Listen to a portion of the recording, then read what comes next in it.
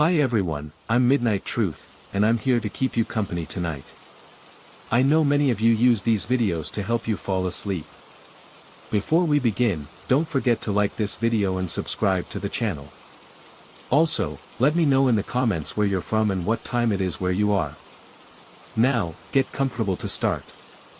Story 1. The Knock That Shouldn't Have Been. It's 2:47 a.m., and the world outside is impossibly quiet. Not peaceful, just wrong. The kind of quiet that makes you hyper-aware of everything, the faint hum of your refrigerator, the ticking of the clock on the wall, even the sound of your own heartbeat. Ella stirs awake at her desk, blinking into the dim light of her apartment. Papers are scattered around her, her laptop screen dimmed. She had been working late, again, trying to make sense of the financial reports her boss dumped on her. The mug of coffee beside her is stone cold. Her head pounds, and for a moment, she wonders what woke her. Then, it comes again. Knock. Knock. Knock. It's deliberate, loud enough to jolt her upright, but soft enough to feel unnatural. The sound reverberates through her tiny apartment, wrapping around her like an unseen presence. Her first thought is to ignore it. Maybe someone has the wrong door. But then, who knocks at this hour? She checks her phone. It's 2:47 a.m. No calls, no texts. The knock comes again. 3 deliberate raps, slower this time. Her chest tightens. Ella tries to shake off the dread creeping up her spine. Probably just a drunk neighbor, she mutters, trying to convince herself. But she can't shake the feeling that something is wrong. She gets up, cautiously making her way to the door. Every step feels heavier than the last. When she reaches it, she doesn't open it. Instead, she peers through the peephole. Her breath catches. The hallway outside is empty. She steps back, confused, her mind racing. She's about to turn away when the knocking starts again.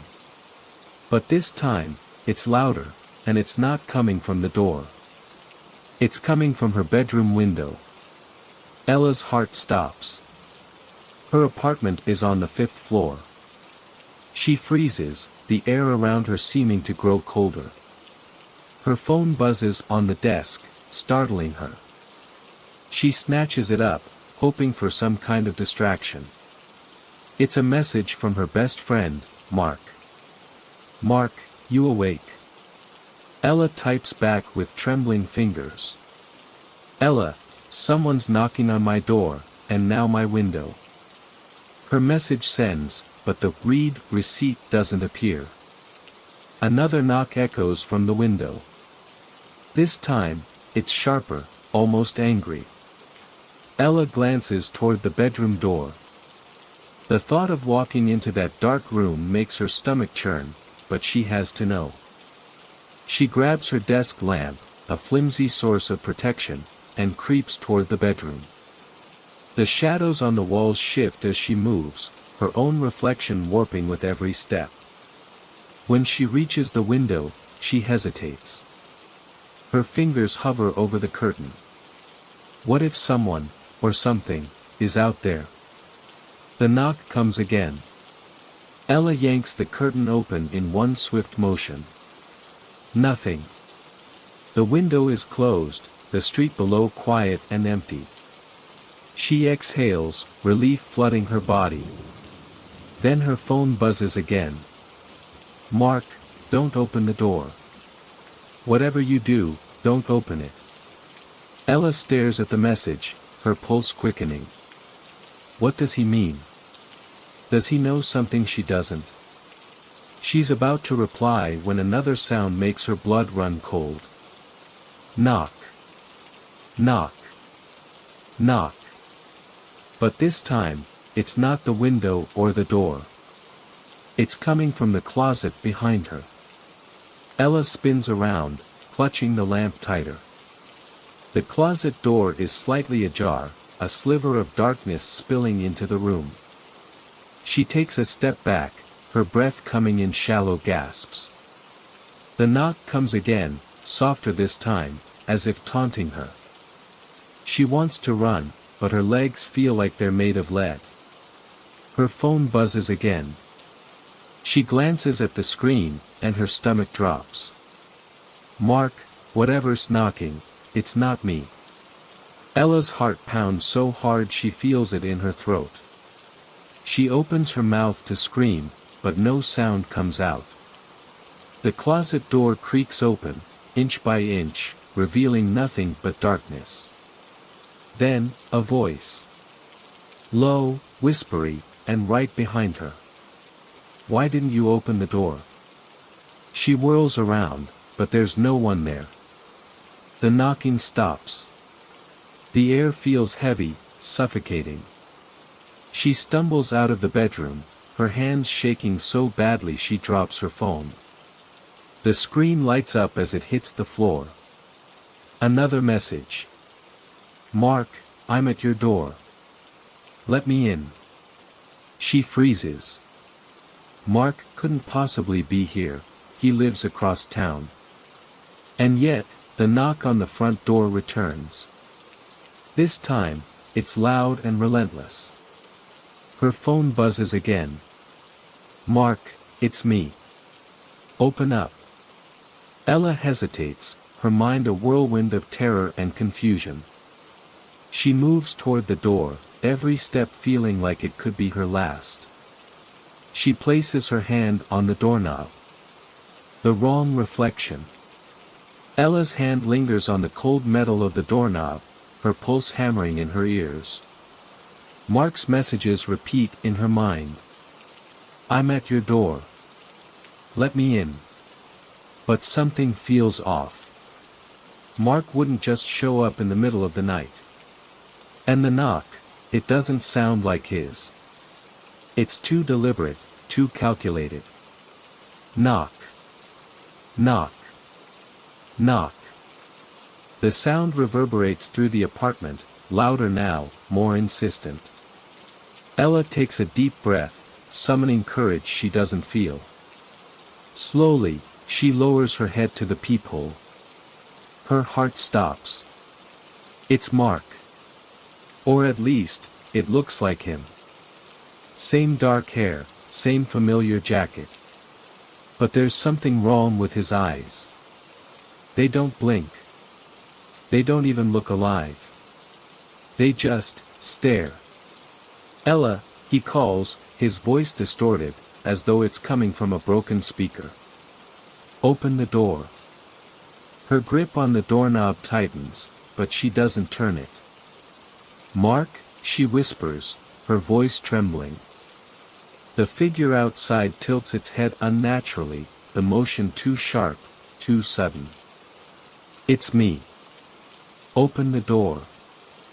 I came to help. Ella steps back, her instincts screaming at her to run. Her phone buzzes again, and she snatches it up, desperate for answers. Mark, don't open the door. It's not me. Her breath catches in her throat. She glances back at the peephole. The figure is still there, but now it's smiling, an impossibly wide grin that stretches far beyond what's humanly possible. Ella, it says again, the voice more guttural now. Don't make me wait. The doorknob starts to rattle violently, and Ella stumbles back, her mind racing. She can't stay here. She has to get out.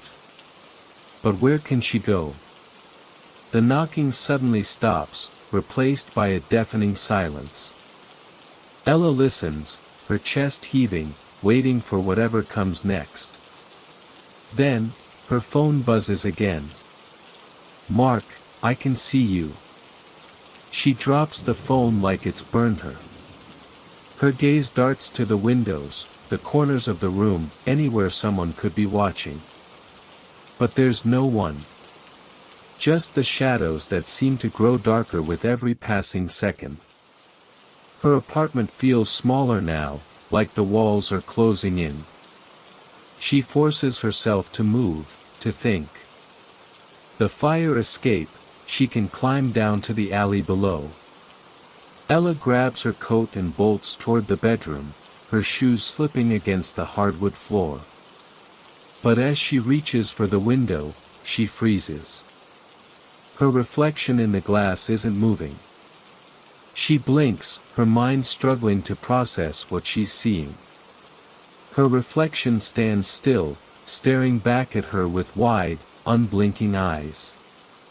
Slowly, it lifts a hand and presses it against the glass.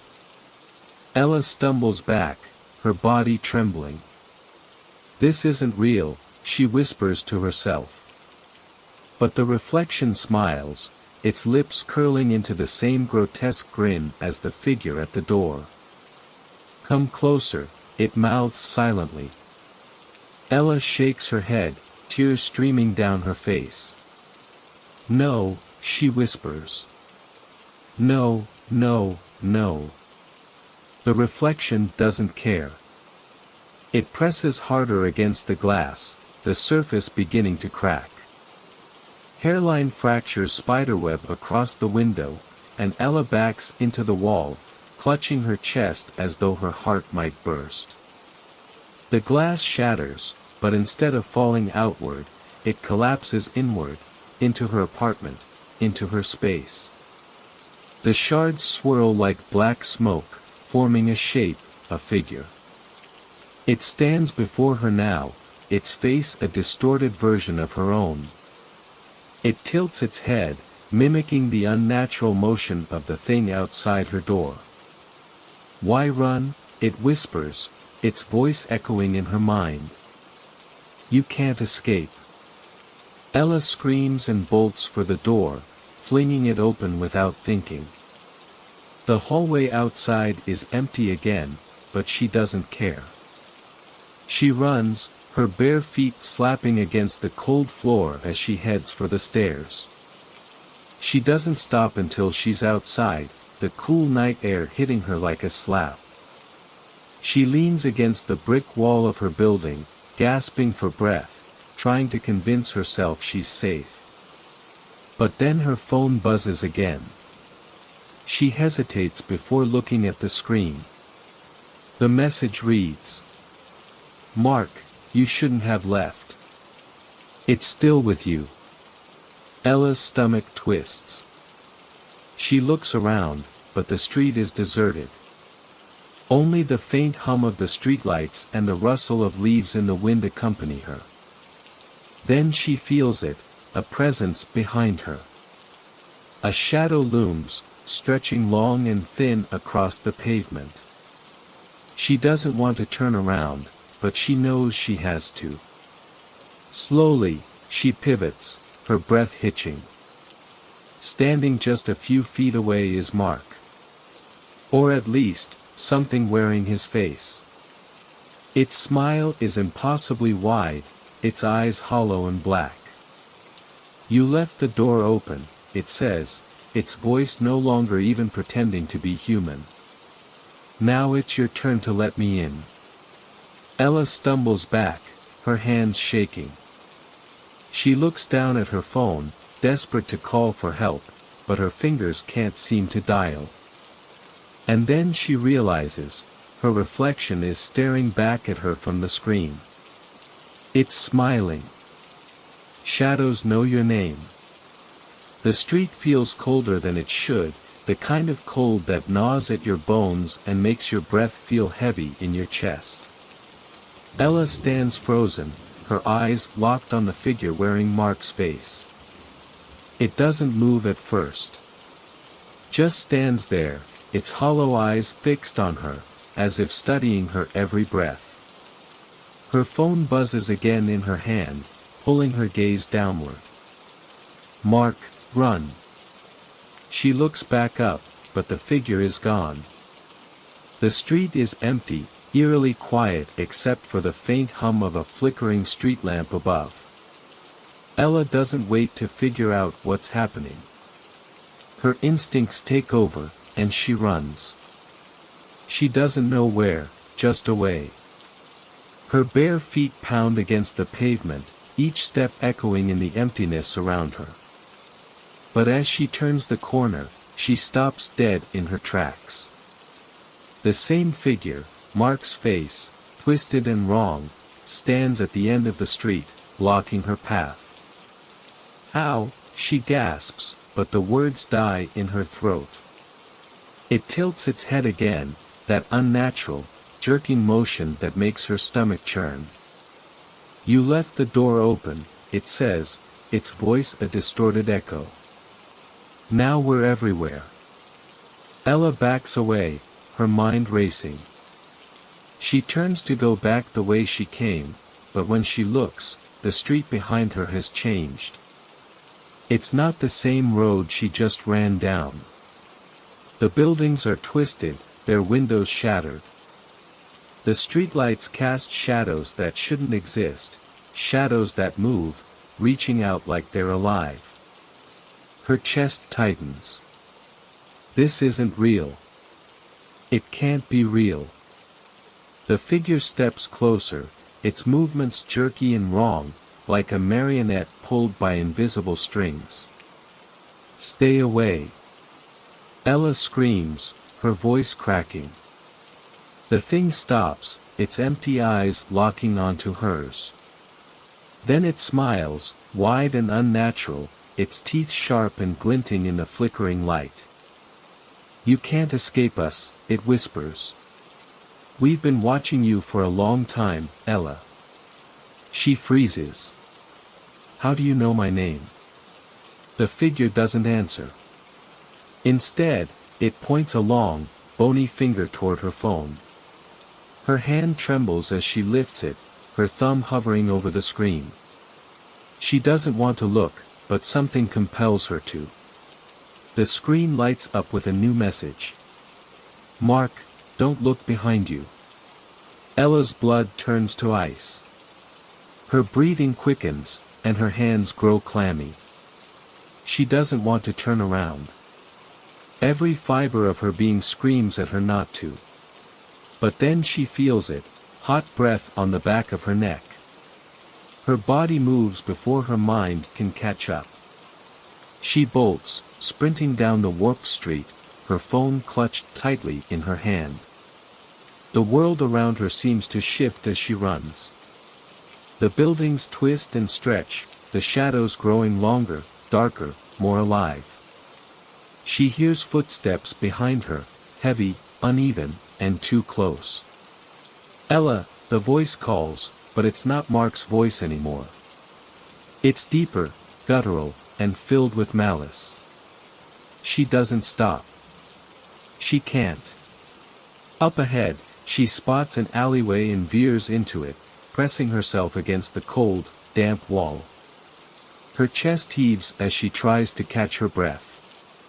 The footsteps stop. Silence. Ella peeks around the corner, but the street is empty again. No figure. No shadows. Just the flickering streetlights and the eerie quiet. Her phone buzzes, and she nearly drops it. She looks down, her heart pounding. "Mark, they can hear your thoughts." Her breath catches. She looks around the alley, her eyes darting to every corner. She's alone. Isn't she? "Stop playing with me," she yells, her voice echoing off the walls. "This isn't real. You're not real." A laugh echoes through the alley, low, cold, and inhuman. "Not real," the voice says. It comes from everywhere and nowhere all at once. "You invited us in, Ella.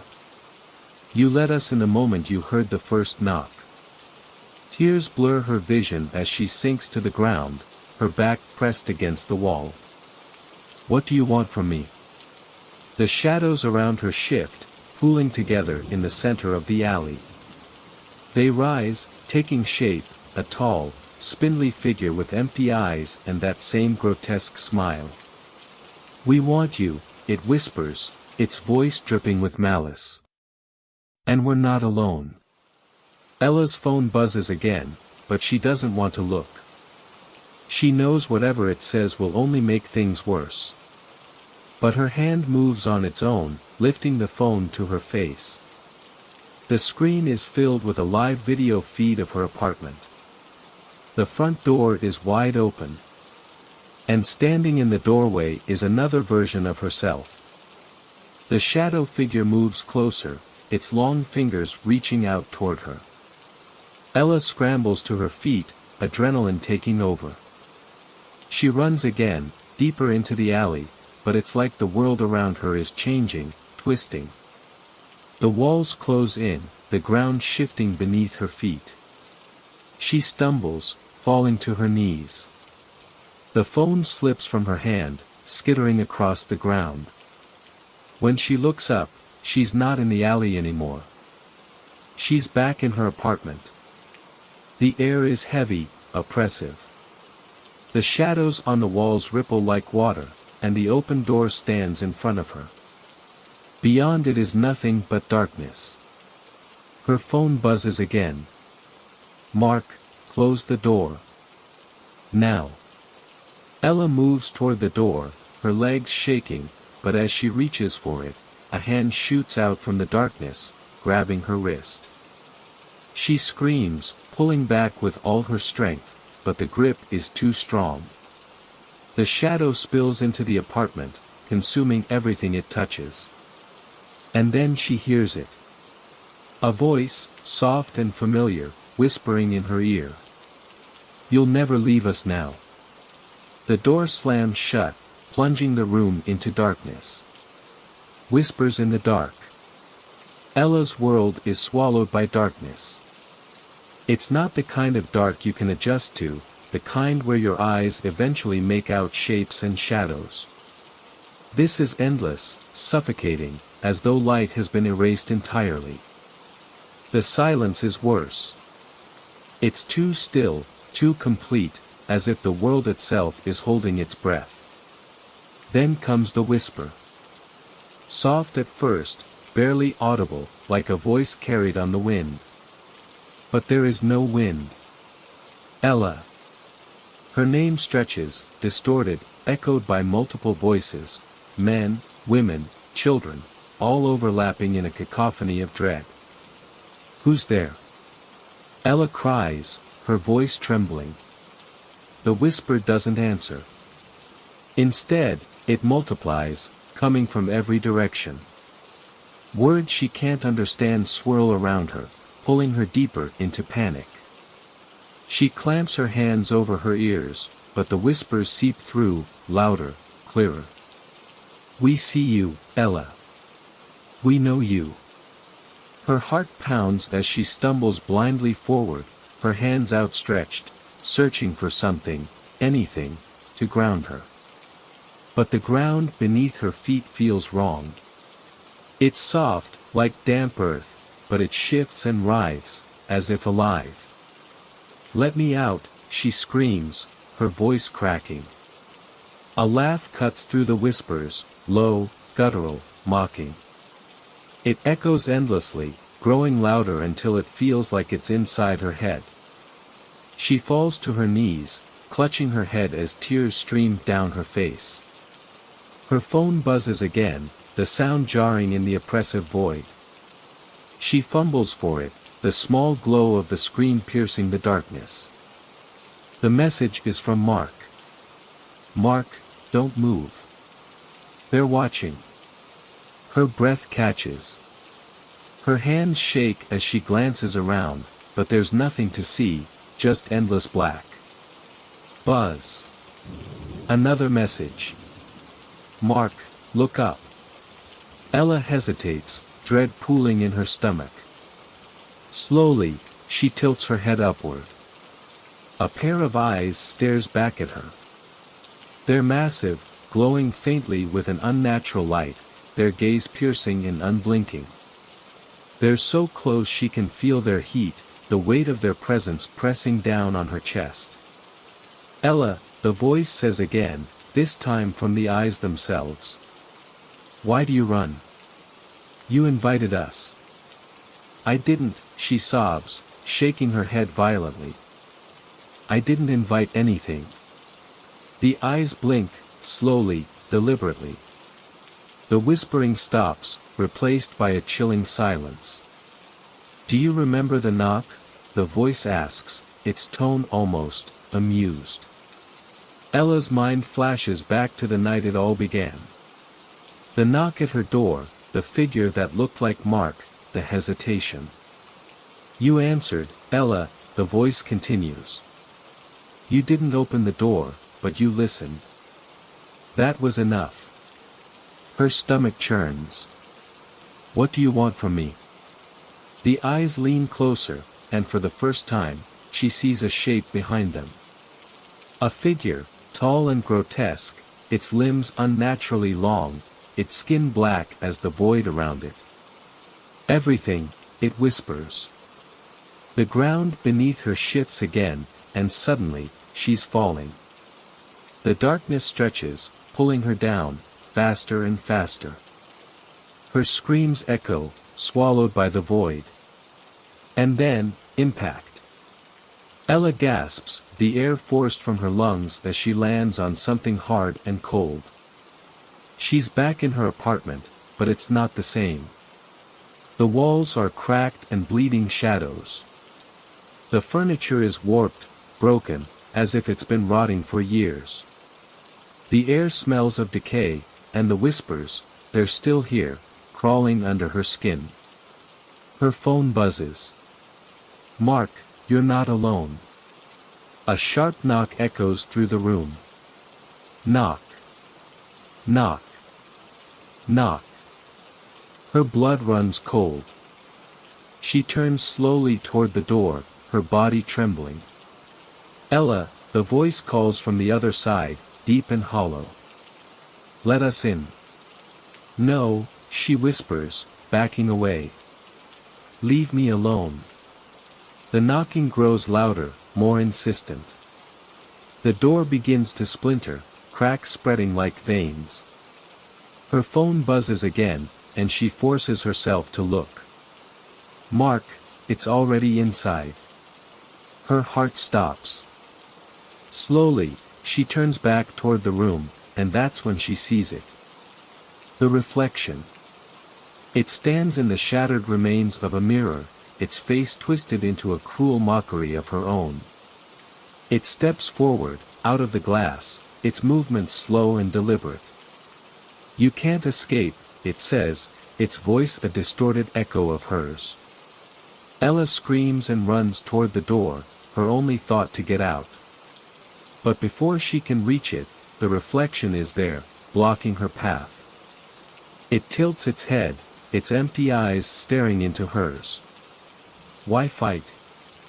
You belong to us now." "No." Ella shouts, grabbing a lamp from the nearby table and hurling it at the figure. It shatters against its body, but the reflection doesn't even flinch. The door behind it bursts open, and the darkness spills in, writhing like a living thing. Hands emerge from the shadows, clawing toward her. Her phone buzzes one last time. "Mark, run to the light." Light? There is no light. The entire room is bathed in darkness, except. Ella's eyes land on the faint glow of her phone screen. It's the only thing piercing the void. Without thinking, she grabs it and holds it up, the light cutting through the shadows like a blade. The hands recoil, and the reflection screams, its face contorting in agony. The light grows brighter, enveloping her, burning away the darkness. And then she's somewhere else. She's standing in the middle of a street, under the harsh glare of a single street lamp. The air is still, the silence deafening. Her phone buzzes. She looks down, her hands trembling. "Mark, they'll come back. You can't stop them. But you can prepare." The screen goes black. Ella looks around, her breath coming in short, shallow gasps. The street is empty, but the shadows are longer now, stretching toward her as if reaching for her. She knows this isn't over. Far off in the distance, a single knock echoes. The echo that follows. The knock lingers in the air, faint but relentless, like a heartbeat out of sync. Ella freezes under the street lamp, her breath misting in the cold night air. Another knock. This time, it's louder, closer, like it's coming from inside her head. Her phone, now lifeless and dark, feels heavy in her hand. She tries pressing the power button, but the screen remains blank, unresponsive. Panic flares in her chest. The only source of light is the flickering street lamp above her, casting unnerving shadows that stretch and twitch across the ground. "Who's there?" she whispers, her voice barely audible. The street responds with silence, thick and oppressive. Then, as if on cue, the street lamp flickers one last time and dies, plunging her into absolute darkness. Ella. Her name is whispered, low and drawn out, coming from everywhere at once. It's the same voice from before, and it carries a weight that makes her knees threaten to buckle. "No," she mutters, shaking her head. "This isn't happening. It's not real." But the darkness around her feels alive, pressing closer, enveloping her in its suffocating embrace. Then she hears it, footsteps. Slow, deliberate, and wrong, like bare feet slapping against wet pavement. They echo, circling her, getting closer with every step. "Leave me alone," she screams, spinning wildly, her arms outstretched in a futile attempt to ward off whatever is coming. The footsteps stop. The silence returns, heavier than before, but now she can feel it. Something, or someone, is standing right behind her. "Ella," the voice whispers again, so close it brushes against her ear. She whirls around, her heart pounding, but there's nothing there. Just darkness. And then, a light. It's faint at first, a small pinprick in the void. It grows steadily brighter, cutting through the darkness like a blade. Ella stumbles toward it, desperate for an escape, but the closer she gets, the stranger it feels. The light isn't warm or comforting. It's cold, sterile, and unnatural, casting long, jagged shadows that seem to move on their own. She steps into its glow, and the world shifts again. Ella finds herself in a small, windowless room. The walls are lined with peeling, stained wallpaper, and the air smells damp and metallic. A single bulb hangs from the ceiling, swaying slightly, its dim light flickering in rhythm with the pounding in her chest. In the center of the room stands a wooden table. On it rests a small, old-fashioned tape recorder. The knock echoes again, this time from the far corner of the room. Ella spins toward the sound, but there's nothing there. No door. No window. Just the endless, peeling wallpaper. The tape recorder clicks on. A voice crackles through the static, low and distorted, but unmistakably hers. "Do you know what you've done?" it says. "What?" Ella whispers, her throat dry. "You opened the door," her voice replies, dripping with malice. "You let them in."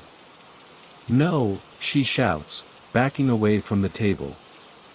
"I didn't, this isn't my fault." The tape recorder screeches, the sound piercing and unbearable. Ella claps her hands over her ears, but it doesn't help. The noise burrows into her skull, relentless. And then it stops. The silence that follows is deafening. The bulb above her flickers again, casting the room in brief bursts of light and shadow. In one of those flashes, she sees it. A figure stands in the corner, its back turned to her. Its body is twisted, unnaturally tall, with limbs that seem too long, too thin. "Who are you?" she demands, her voice shaking. The figure doesn't respond. It doesn't move. The bulb flickers again, and this time, it's closer. Ella's breath catches in her throat. The bulb flickers again. Closer still. "Stay back," she screams, grabbing the tape recorder and hurling it toward the figure. It shatters against the wall, but the thing doesn't flinch. The light flickers one last time and dies, plunging the room into total darkness. Ella's breathing is ragged, the silence around her oppressive. She fumbles in the dark, her hands searching for anything to hold on to.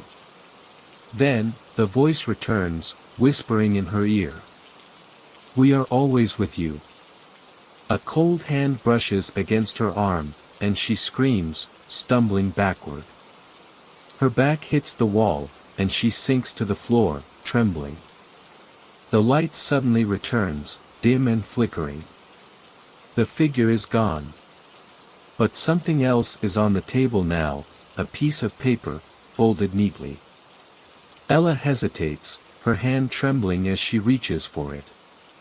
She unfolds it slowly, her heart pounding in her chest. The words scrawled across the paper are written in red, jagged letters. "You can't run from the echoes." Her phone buzzes in her pocket. She pulls it out, the screen lighting up with another message from Mark. "Mark, it's not over. Look up." Ella lifts her gaze, and her blood turns to ice. The walls are covered in writing, the same jagged letters repeating over and over, "You can't run. You can't hide. You belong to us." And in the far corner, where the figure had stood, the shadows begin to ripple. They shift, stretch, and take shape, forming into something far worse than before. It's not just one figure now. It's many. Dozens of eyes open in the darkness, glowing faintly, all locked onto her. And then they move. The shadows lunge, consuming the room in an instant. Ella's screams are swallowed by the void, leaving nothing but silence. When the light returns, the room is empty. The only trace of her is the phone lying on the floor, its screen cracked, a single message displayed. "Mark, they've taken her. But they're not done." The other side. When Ella opens her eyes, the world is wrong. It's her apartment, but not. The walls are too tall, stretching unnaturally toward a ceiling shrouded in shadows. The air is thick, heavy, carrying a metallic tang that makes her stomach churn. Familiar objects are distorted, her couch is slanted as though it's melting, her favorite clock ticks backward in erratic bursts, and the family photo on the wall shows faces that aren't hers. Ella blinks, trying to clear her vision, but it doesn't help. This isn't a dream. A sound pulls her attention, a faint hum, low and rhythmic, coming from the hallway. It grows louder with each passing second, vibrating through the walls, the floor, her very bones. She's not alone. Her phone, lying on the warped coffee table, lights up. The screen is cracked, but she can still make out a message. "Mark, if you hear the hum, don't stand still. It feeds on stillness." The words send a jolt of fear through her. The hum is louder now, closer. Ella stumbles forward, moving toward the front door, her every step unsteady on the warped, shifting floor. The hallway beyond her door stretches impossibly long, dimly lit by flickering bulbs. The hum resonates through the space, coming from somewhere deep within. "Mark, whatever you do, don't stop walking." Ella grips her phone tightly and steps into the hallway. The door slams shut behind her, the sound echoing like a gunshot. She flinches but keeps moving, her eyes darting nervously. The hum feels alive, almost sentient, and with each step, it seems to shift in pitch, as though responding to her movement. "What is this place?" she whispers, her voice swallowed by the oppressive air. As she walks, she notices the doors lining the hallway. They're identical to her apartment door, but each one is slightly ajar, revealing glimpses of something. Through one door, she sees a version of her apartment, but it's flooded with water, her furniture floating eerily. Through another, she sees herself sitting on the couch, motionless, staring blankly at the television. Her reflection turns to look at her, its eyes black and empty. Ella shudders and picks up her pace. Buzz. Another message. "Mark, don't look too long. They'll see you." She tears her gaze away from the doors, her heart pounding. The hum intensifies, rising to a shrill whine. Her phone buzzes again, but this time, it's not a message. The screen lights up with a video feed. It's her. She's running down the hallway, her face pale and terrified, the phone shaking in her hand. But behind her, in the shadows, something is following. It's massive, its form shifting and writhing, its limbs too long and too many. Ella whirls around, but there's nothing there. The hallway is empty. The video feed cuts out, replaced by another message. "Mark, it's closer than you think." The hum becomes a roar, and she feels it, hot breath on the back of her neck. She runs. The hallway stretches endlessly, the doors blurring together as she sprints past. Her lungs burn, her legs ache, but she doesn't dare stop. Behind her, the thing moves. Its footsteps are slow, deliberate, as though it knows she has nowhere to go. Ella's phone buzzes again, and she glances at it, desperate for guidance. "Mark, find the red door." Her eyes dart frantically, searching for any hint of red. The doors around her remain the same dull, faded brown, and panic claws at her chest. Then, in the distance, she sees it, a single red door, glowing faintly in the gloom. The roar behind her grows deafening, and she feels the ground tremble beneath her feet. The hallway itself seems to writhe, twisting and bending, trying to trap her. Ella pushes herself harder, her vision narrowing on the red door. Almost there, she gasps, her voice barely audible over the chaos. The thing behind her lets out a guttural, bone-chilling screech, and she feels something brush against her back, a claw, a hand, she doesn't know. She throws herself forward, her hand outstretched, and grabs the door handle. The roar cuts off instantly. Ella slams the door behind her and collapses to the floor, gasping for air. The room she's in is starkly different from the hallway. It's small and dimly lit, the walls covered in strange symbols that pulse with faint, rhythmic light. In the center of the room stands a figure. It's Mark. But it's not. He looks older, his face gaunt and hollow, his eyes sunken and filled with something Ella can't quite place, pity. Regret? "You made it," he says, his voice hoarse. "Mark?" Ella whispers, her throat tight. He doesn't respond, only gestures toward the symbols on the wall. "Do you know what these mean?" She shakes her head, too exhausted to speak.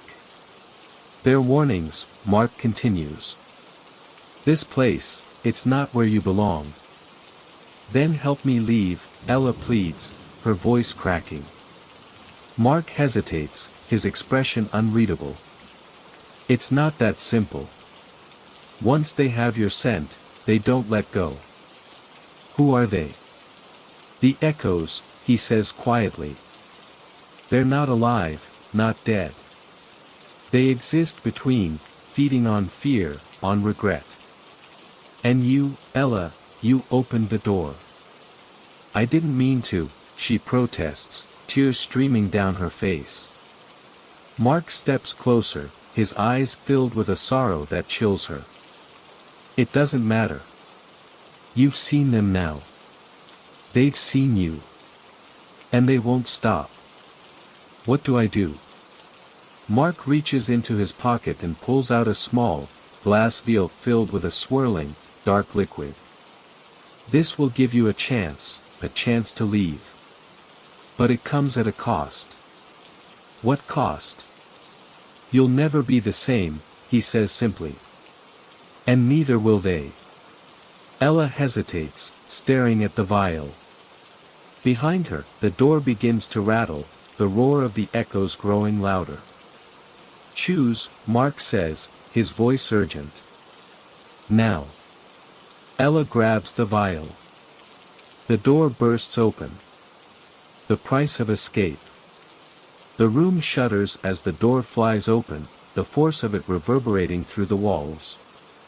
The hum is deafening now, an overwhelming crescendo that fills every inch of the space, rattling her bones. Ella can feel it in her chest, the deep, vibrating frequency pulling at her soul. She turns to Mark, her heart pounding in her throat. His face is drawn, his eyes wide with fear. They found us, he whispers, his voice barely audible over the roar. Ella's fingers close around the small vial in her hand. The dark liquid inside seems to shimmer with its own unnatural energy. The echoes are here. From the doorway, shadows begin to crawl in, stretching and twisting as if they're alive, taking shape from the darkness itself. The air grows colder, heavier, and the temperature drops so quickly that Ella can see her breath form in front of her. Mark steps forward, blocking her path to the door. His expression is full of urgency, but there's something else there, a deep sadness. Take it, he says, his voice strained. You have to drink it now, or it'll be too late. But if I drink it, Ella begins, her voice faltering. You'll never be the same, Mark interrupts, his gaze piercing hers. But you'll live. You'll be free of them. You'll escape the echoes. Ella can feel the weight of his words pressing on her chest. The thought of freedom, of escaping this nightmare, is intoxicating. But the price, what will it cost her to leave this place, to leave this world behind? The shadows are closer now, their forms becoming clearer. The things that have been following her, whispering in her ear, lurking in the dark, they're almost here. Their eyes glow like hollow pits, their mouths stretching in twisted, hungry grins. Do it, Ella. Mark shouts, his voice frantic. She raises the vial to her lips, the cold glass sending a shiver through her fingers. The liquid inside is dark, swirling with an energy that feels ancient, foreign. She hesitates, just for a second, but that second is enough. The shadows surge forward, and the hum reaches its peak. Ella throws her head back and drinks. The liquid is like ice fire, cold yet searing as it slides down her throat. It burns as it travels through her veins, relentless force, spreading through her body, reaching her heart, her lungs, her soul. For a moment, she feels as though she's being torn apart, her body splitting into pieces. Then, nothing. The world falls silent. Ella's vision blurs, and she collapses to the floor, gasping for air. She feels weightless, as if she's been pulled out of her body, hovering between worlds. And then, the ground shifts beneath her. The room is gone. The echoes are gone. She's standing in an endless void, a place where the darkness is so thick it feels solid. There is no light, no sound, no sensation of time. Mark, she calls out, her voice hollow in the vast emptiness. Mark. There is no answer. But she isn't alone. From the corners of the void, dark figures emerge, tall, thin, their faces obscured by shadows. Their eyes glow, but not with hunger or malice. They are watching her. Observing her. One of them steps forward, its form shifting as though it can't decide what it is. It raises its hand, and Ella feels a sharp, biting cold pierce her chest. She gasps, but she can't move, can't scream. You shouldn't have come here, Ella. The voice is familiar, Mark's voice, but distorted, like it's coming from all around her. She spins around, trying to locate him, but there's no sign of him. Mark, she shouts again.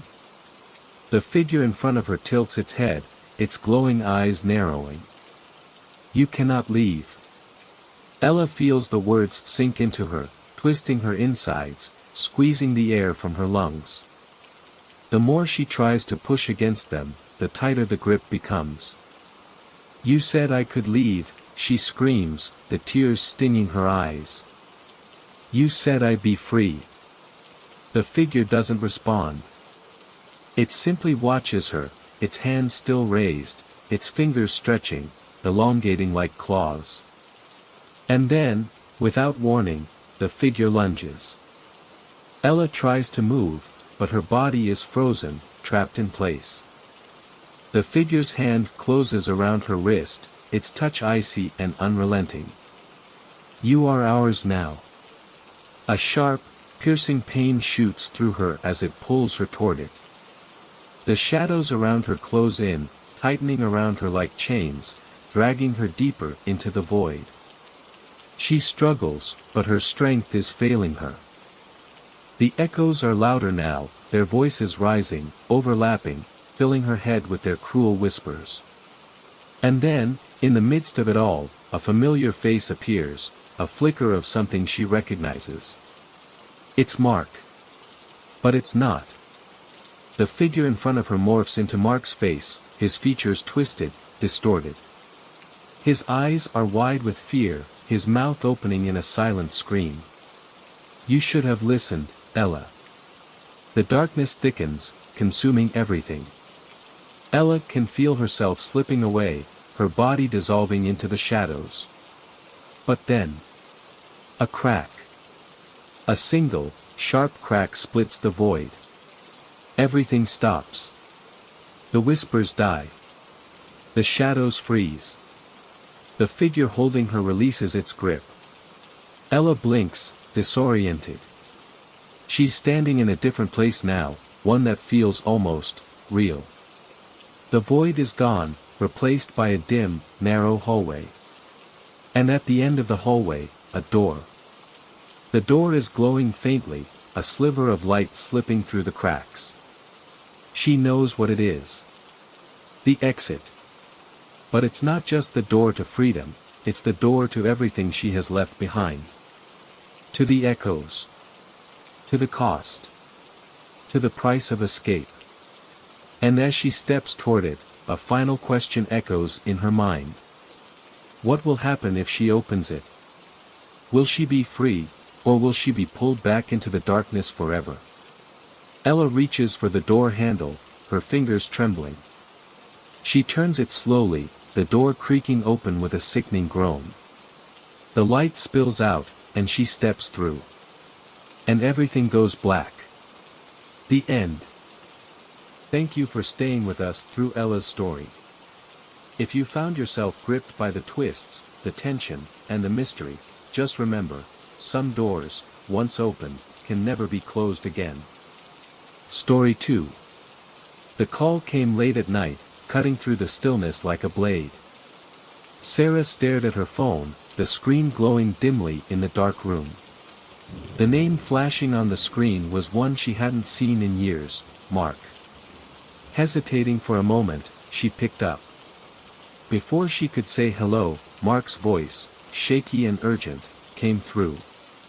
He didn't ask how she was or why they hadn't spoken in so long. Instead, he said, "It's about the house." You have to come back. The house. The words stirred something cold in Sarah's chest. Memories she had worked so hard to bury began to crawl out of the shadows. Her grandmother's house wasn't just an old building, it was a place thick with unease, where rooms felt too quiet and the air carried a weight you couldn't shake. It was where she had spent her childhood summers, and where, one night long ago, she had vowed never to return. Sarah tried to keep her voice steady. "Mark, I haven't been there in years." "Why now?" There was a pause, and then Mark said something that made her blood run cold. "It's starting again." She wanted to hang up. Every instinct screamed at her to cut the connection and pretend she never heard those words. But she couldn't ignore the tremble in Mark's voice. "What do you mean, starting again? You're not making any sense." "You know exactly what I mean," he said. "It's the same things. The noises. The voices. And this time it's worse. I think it's trying to come back." Sarah felt a sharp chill run down her spine. "Mark, stop. You're scaring me." "You should be scared," he said. "Because it doesn't stop. It doesn't leave. And now, it's your problem too." The line went dead. For hours, Sarah sat in her dimly lit apartment, staring at the phone and replaying the conversation in her mind.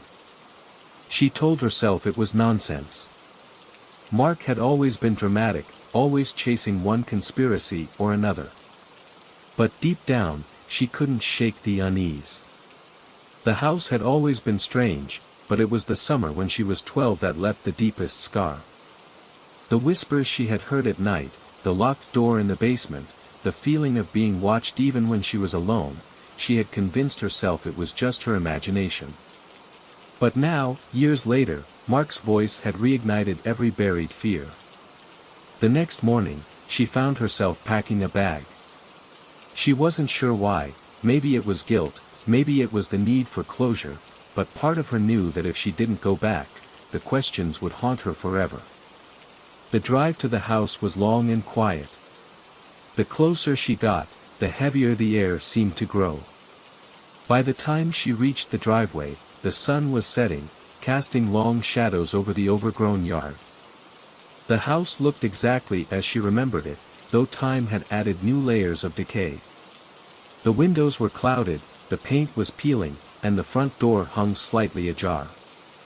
She stepped out of the car, her heartbeat loud in her ears. The silence around the house was unnatural, as if the world had paused. Even the wind seemed to avoid this place. Inside, the air was stale and cold. Dust hung in the beams of fading sunlight, and the floorboards groaned under her weight.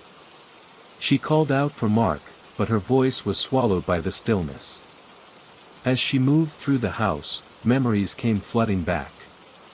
The worn couch where her grandmother used to knit, the cracked tiles in the kitchen, the staircase that always seemed to creak in the middle of the night. She stopped at the foot of the stairs, staring up at the second floor. It was darker up there, as if the shadows were thicker, heavier. She forced herself to climb, each step a struggle against the growing knot in her stomach. At the top of the stairs, she turned toward the bedroom she used to stay in. The door was slightly open, and she could see the edge of the bed, covered in a sheet that had once been white but was now yellowed with age.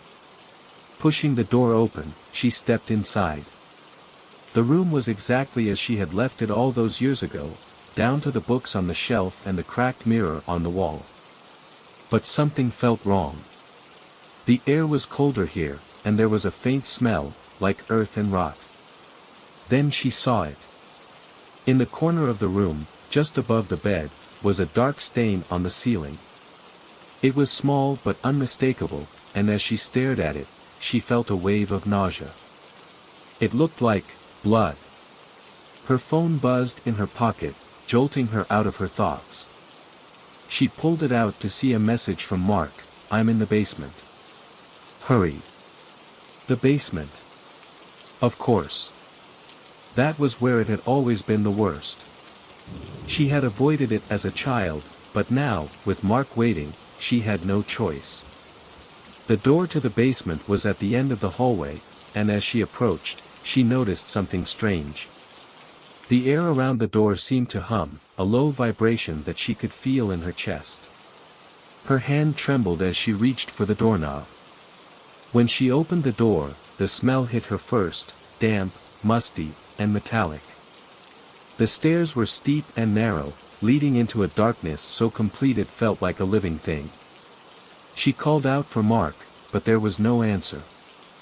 As she descended, her flashlight barely pierced the gloom. The basement was larger than she remembered, its walls lined with shelves of old jars and tools. The floor was dirt, uneven and damp, and the air felt heavier with every step she took. Then she heard it. A whisper. Faint, but unmistakable. "Sarah." Her flashlight flickered, and she froze. The whisper came again, louder this time. "Sarah, help me." She turned toward the sound, her hands shaking so badly she could barely hold the flashlight steady. In the corner of the basement, where the shadows were darkest, something moved. Sarah's breath caught in her throat as she strained to see what was lurking in the corner. The light from her flashlight wavered, catching glimpses of shapes that seemed to shift and melt into the darkness.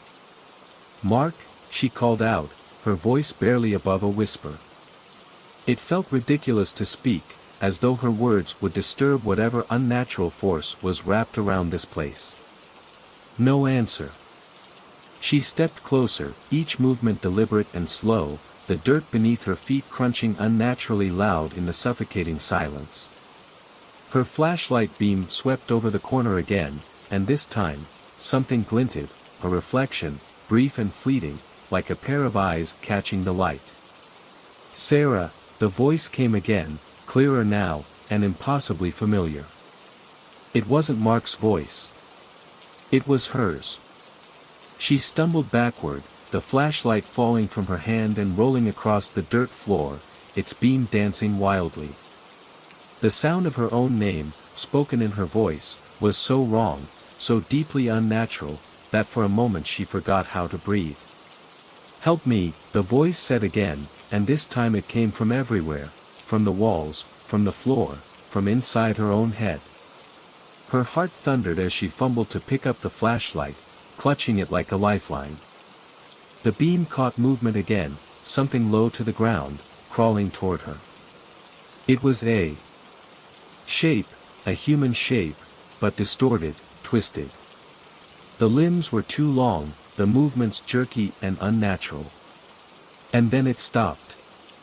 Just a few feet away, it froze, crouched on the floor like a predator waiting to pounce. For a moment, the only sound was her own ragged breathing. Then, slowly, it raised its head. It was Mark. Or at least, it looked like him. "Mark," she whispered, her voice breaking. He didn't respond. His eyes were wide, too wide, and his mouth hung open as if he were screaming silently. His skin was pale, almost translucent, and his body trembled as if he were struggling to hold himself together.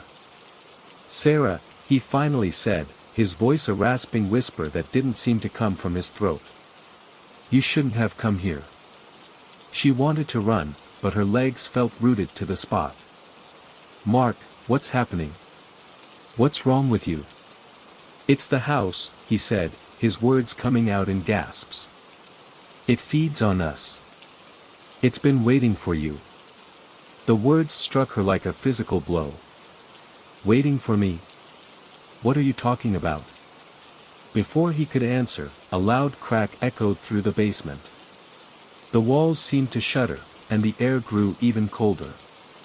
Mark's body convulsed, his back arching unnaturally as his mouth opened in a silent scream. "Run," he choked out, his voice barely audible. "You have to get out. It's coming." She didn't need to be told twice. Grabbing the flashlight, she turned and ran toward the stairs, her feet slipping on the uneven dirt. Behind her, she could hear the sound of something moving, fast and heavy, like a storm rushing through the darkness.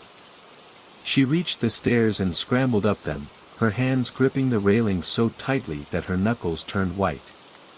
As she reached the top, the basement door slammed shut with a deafening bang, leaving her in the dark. Her flashlight flickered again, and for a moment, she thought it would go out completely. She was about to push the door open when she heard a sound behind her, a low, guttural growl, like an animal that was far too big to belong in this house. Turning slowly, she pointed the flashlight back down the stairs. The beam illuminated the bottom step, but the rest of the basement was swallowed in darkness. And then she saw them. Eyes. Dozens of them, glinting in the beam of the flashlight, staring up at her from the shadows. The growl came again, louder this time, and then the eyes began to move. Whatever they were attached to, it was coming up the stairs. She didn't wait to see what it was. Throwing her weight against the door, she burst into the hallway and slammed it shut behind her. She leaned against it, her chest heaving as she tried to catch her breath. For a moment, there was silence. Then the whisper came again, soft and taunting. "Sarah." It was coming from the walls. She pushed herself away from the door, her flashlight trembling in her hand as she moved through the house. The whispers grew louder, filling the air like a swarm of insects. They were everywhere, overlapping and chaotic, but one word kept cutting through them all: her name. The walls seemed to pulse, the wallpaper peeling and curling as though the house itself was alive. She could feel it now, the malice, the hunger. It wasn't just a house. It was something far worse, something ancient and relentless. She had to get out. As she ran toward the front door, the floorboards buckled beneath her feet, and the air grew thick, as if the house were trying to trap her. The door was just ahead, but as she reached for the handle, the whispers stopped. The sudden silence was deafening. And then a voice, low and cold, spoke from directly behind her. "You can't leave, Sarah. Not now." She turned, her flashlight casting a wide arc through the room. But there was nothing there. Nothing, except for the shadow that stretched across the wall, too tall and too still to belong to her. The shadow didn't move, but Sarah could feel its presence, oppressive and heavy, pressing against her chest. It stretched impossibly tall, its edges sharp and jagged, like broken glass cutting through the faint light in the room. Her flashlight trembled in her hand as she pointed it directly at the wall, expecting the beam to dispel the darkness. But the shadow didn't disappear. It twisted instead, as though writhing against the light. And then, slowly, it began to turn. Not on the wall, but toward her. Her breath hitched as she realized the impossible. It wasn't just a shadow cast by something. It was something. A voice slithered through the silence, low and guttural, filling the air like smoke. "You shouldn't have come back." Sarah took a shaky step backward, her hand fumbling for the door handle behind her. It wouldn't turn. She twisted harder, her palms slick with sweat, but the door refused to budge. The shadow on the wall began to stretch toward her, its edges unfurling like claws. Sarah's flashlight flickered again, and in the brief moments of darkness, the shadow seemed to leap closer. "No," she whispered, the word breaking as she forced it out. Her heart pounded as she turned away from the door, her mind racing for a way out. The windows. There were windows in the living room. She ran toward them, her footsteps loud against the creaking floorboards, but as she approached, she skidded to a stop. The glass was black. Not dark, not covered in dirt, black, as though the world outside had been swallowed whole. Behind her, the voice came again, now closer, more menacing. "There is no outside. There never was." She whipped around, her flashlight jerking across the room. For a moment, she thought she saw it, something solid within the shadow. A shape, a figure, tall and angular, with eyes that gleamed like hot coals. The flashlight went out. The room plunged into total darkness, and for a moment, the silence was absolute. Then the whispers started again, louder this time, overlapping and echoing, filling every inch of the house. Sarah stumbled backward, her hands outstretched, searching for something, anything, that could ground her. Her fingers brushed against the edge of a table, and she gripped it tightly, her knuckles white. The whispers grew louder, angrier. Words she couldn't understand, words that felt like they were burrowing into her mind.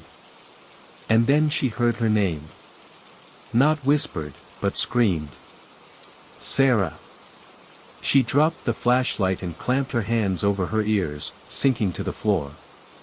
The sound was deafening, a chorus of voices all shrieking in unison, calling her name again and again.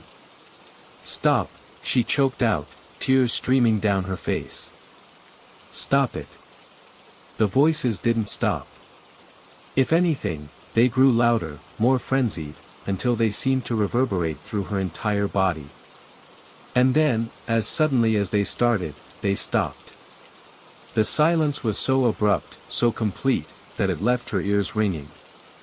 She stayed on the floor, her body trembling, afraid to move, afraid to breathe. Sarah, a voice said, soft and familiar. She opened her eyes. The room was still dark, but there was something different now. The air felt lighter, less oppressive. She looked up and saw a faint glow coming from the corner of the room. At first, she thought it was a trick of her imagination. But as she stared, the glow began to take shape.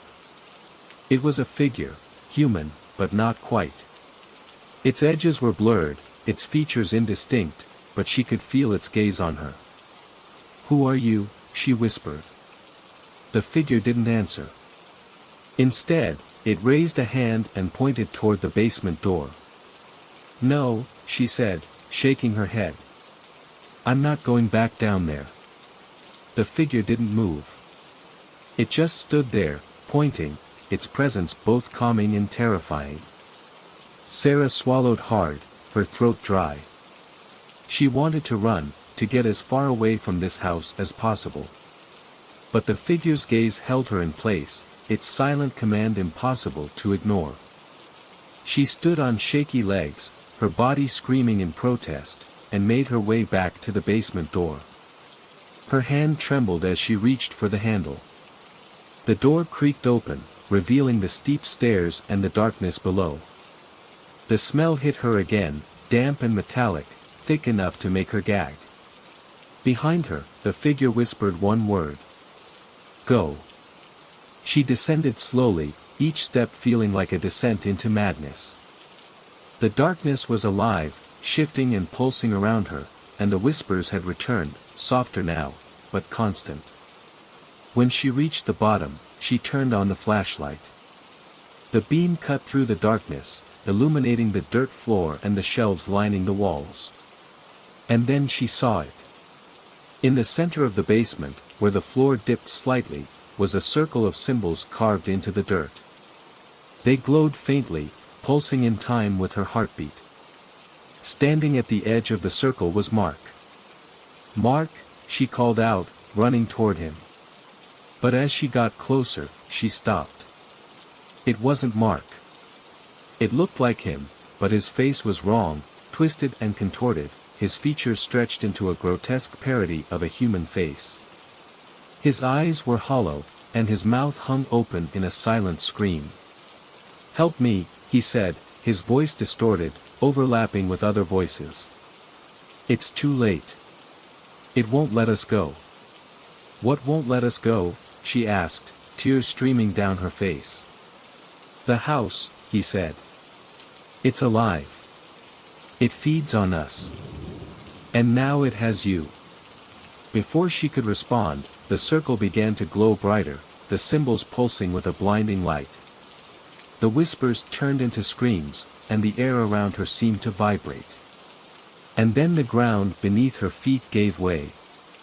She fell, the darkness swallowing her whole. The fall felt endless, as if time itself had unraveled. Sarah's screams echoed into the void, swallowed by the oppressive darkness. She reached out blindly, her hands grasping at nothing, her heart hammering with each passing second. Finally, she hit the ground with a force that knocked the air from her lungs. The impact wasn't as hard as she expected, almost as if the floor had cushioned her fall, but the cold that seeped into her skin was bone deep. She lay there, gasping, the silence pressing down on her. Slowly, she opened her eyes. She wasn't in the basement anymore. The room around her was vast, impossibly large, with walls that seemed to stretch endlessly into the shadows. The air was thick with a faint mist that glowed faintly, casting an eerie light over the space.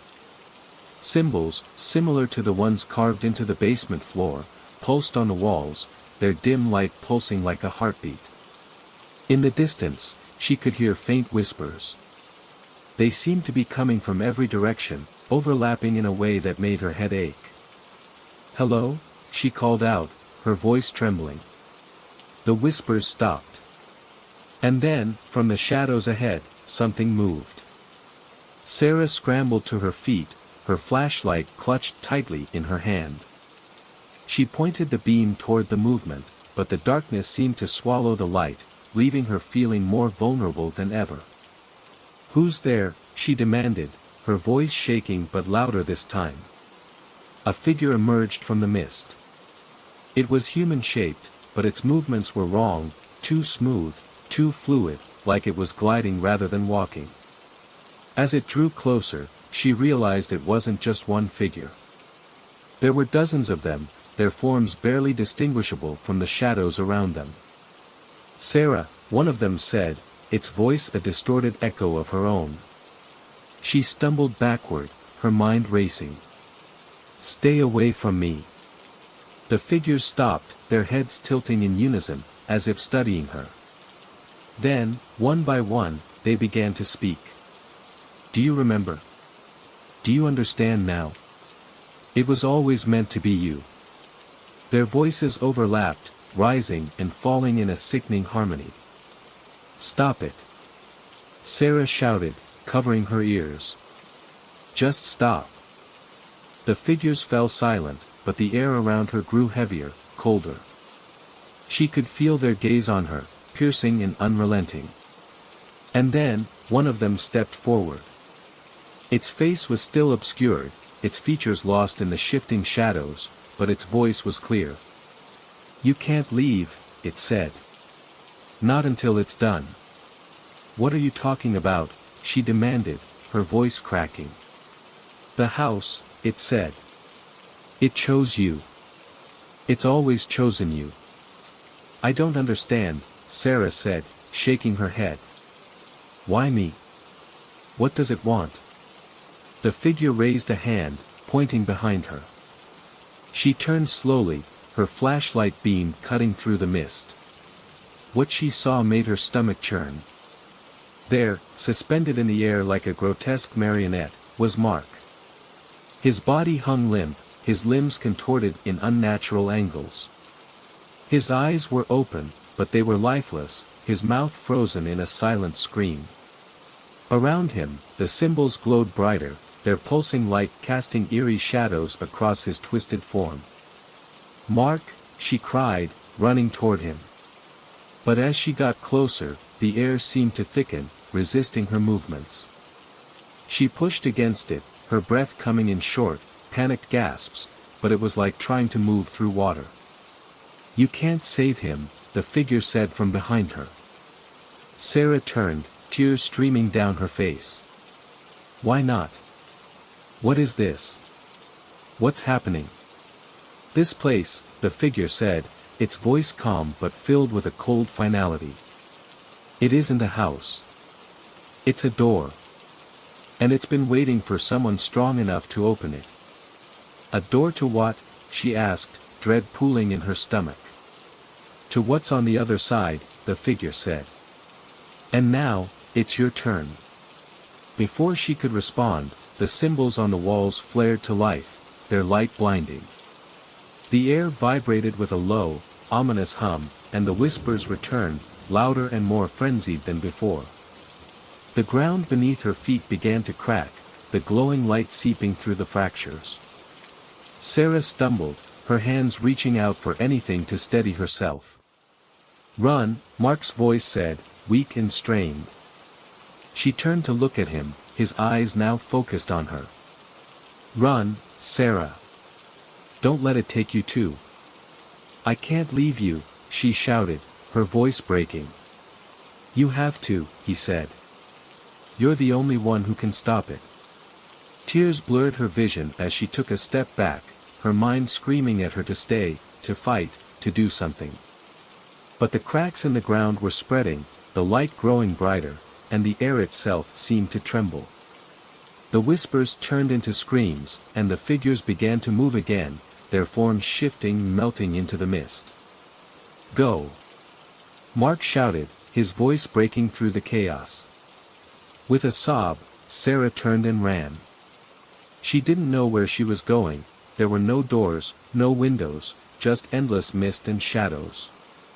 But she ran, her legs carrying her forward even as her lungs burned and her heart ached.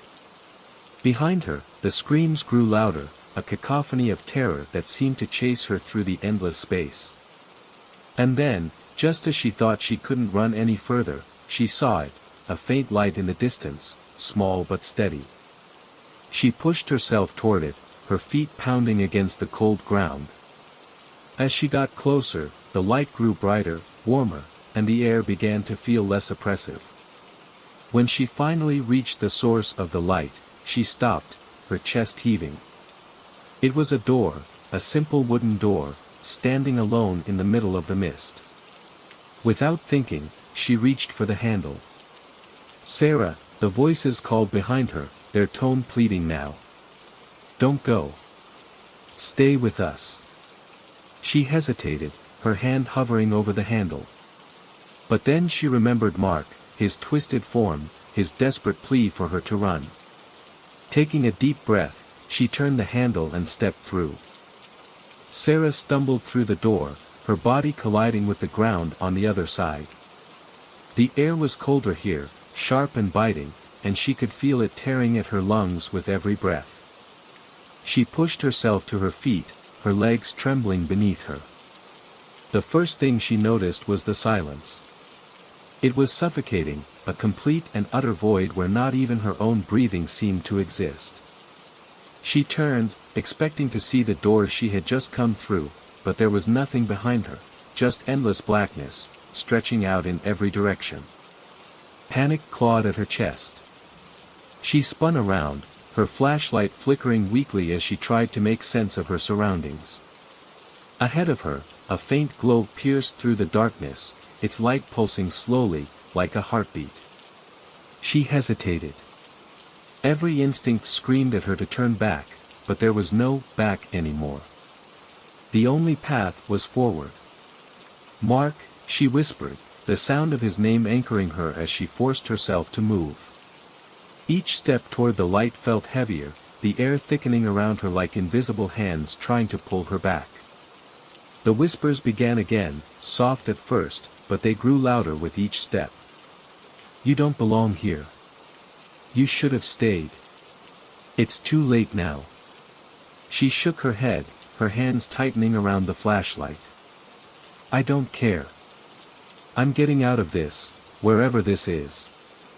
The light grew brighter as she approached, revealing something that made her stop dead in her tracks. It was the house. Or at least, it looked like the house, the same old wooden structure, the same cracked windows, the same peeling paint. But it was wrong. It stood alone in the void, its edges blurred and shifting, like it was caught in the middle of being erased. And at the front door, Mark stood waiting. "Mark," she called, relief flooding her voice. He didn't respond. He just stood there, his face obscured by the shadows, his posture stiff and unnatural.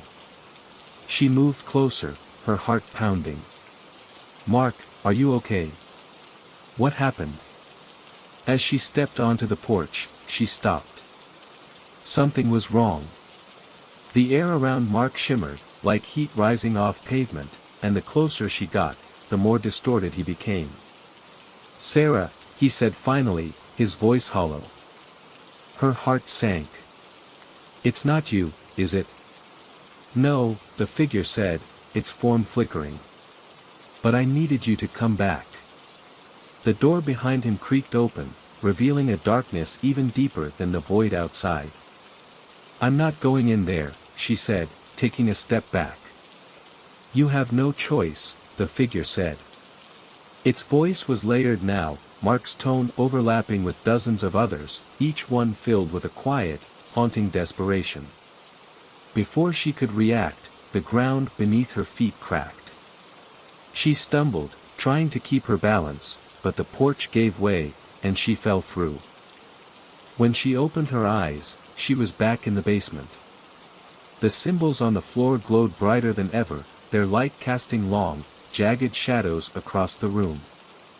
Mark was there, his body still suspended in the air, but now he wasn't alone. Figures surrounded him, their forms dark and featureless, their hands raised toward him. They moved in unison, their gestures slow and deliberate, as if performing some kind of ritual. "What are you doing to him?" Sarah demanded, her voice trembling. One of the figures turned toward her. It didn't have a face, but she could feel its gaze, cold and unrelenting. "It's almost complete," it said. "He's the key. And you're the lock." "I don't understand," she said, her voice breaking. "You were brought here for a reason," the figure said. "The house chose you. It always does." "I didn't choose this," she shouted. The figure tilted its head. "That's not how it works." The symbols on the floor flared brighter, and the air in the room grew heavier, pressing down on her chest. She fell to her knees, gasping for breath. "Stop," she begged, tears streaming down her face. "Please, stop." But the figures didn't stop. They moved closer to her, their dark forms shifting and merging, until they became one massive shadow that loomed over her. "You can't escape," the shadow said, its voice a deafening roar that echoed through the room. Sarah closed her eyes, her mind racing. She thought about Mark, about the things the house had shown her, about the door and the symbols. And then, suddenly, she understood.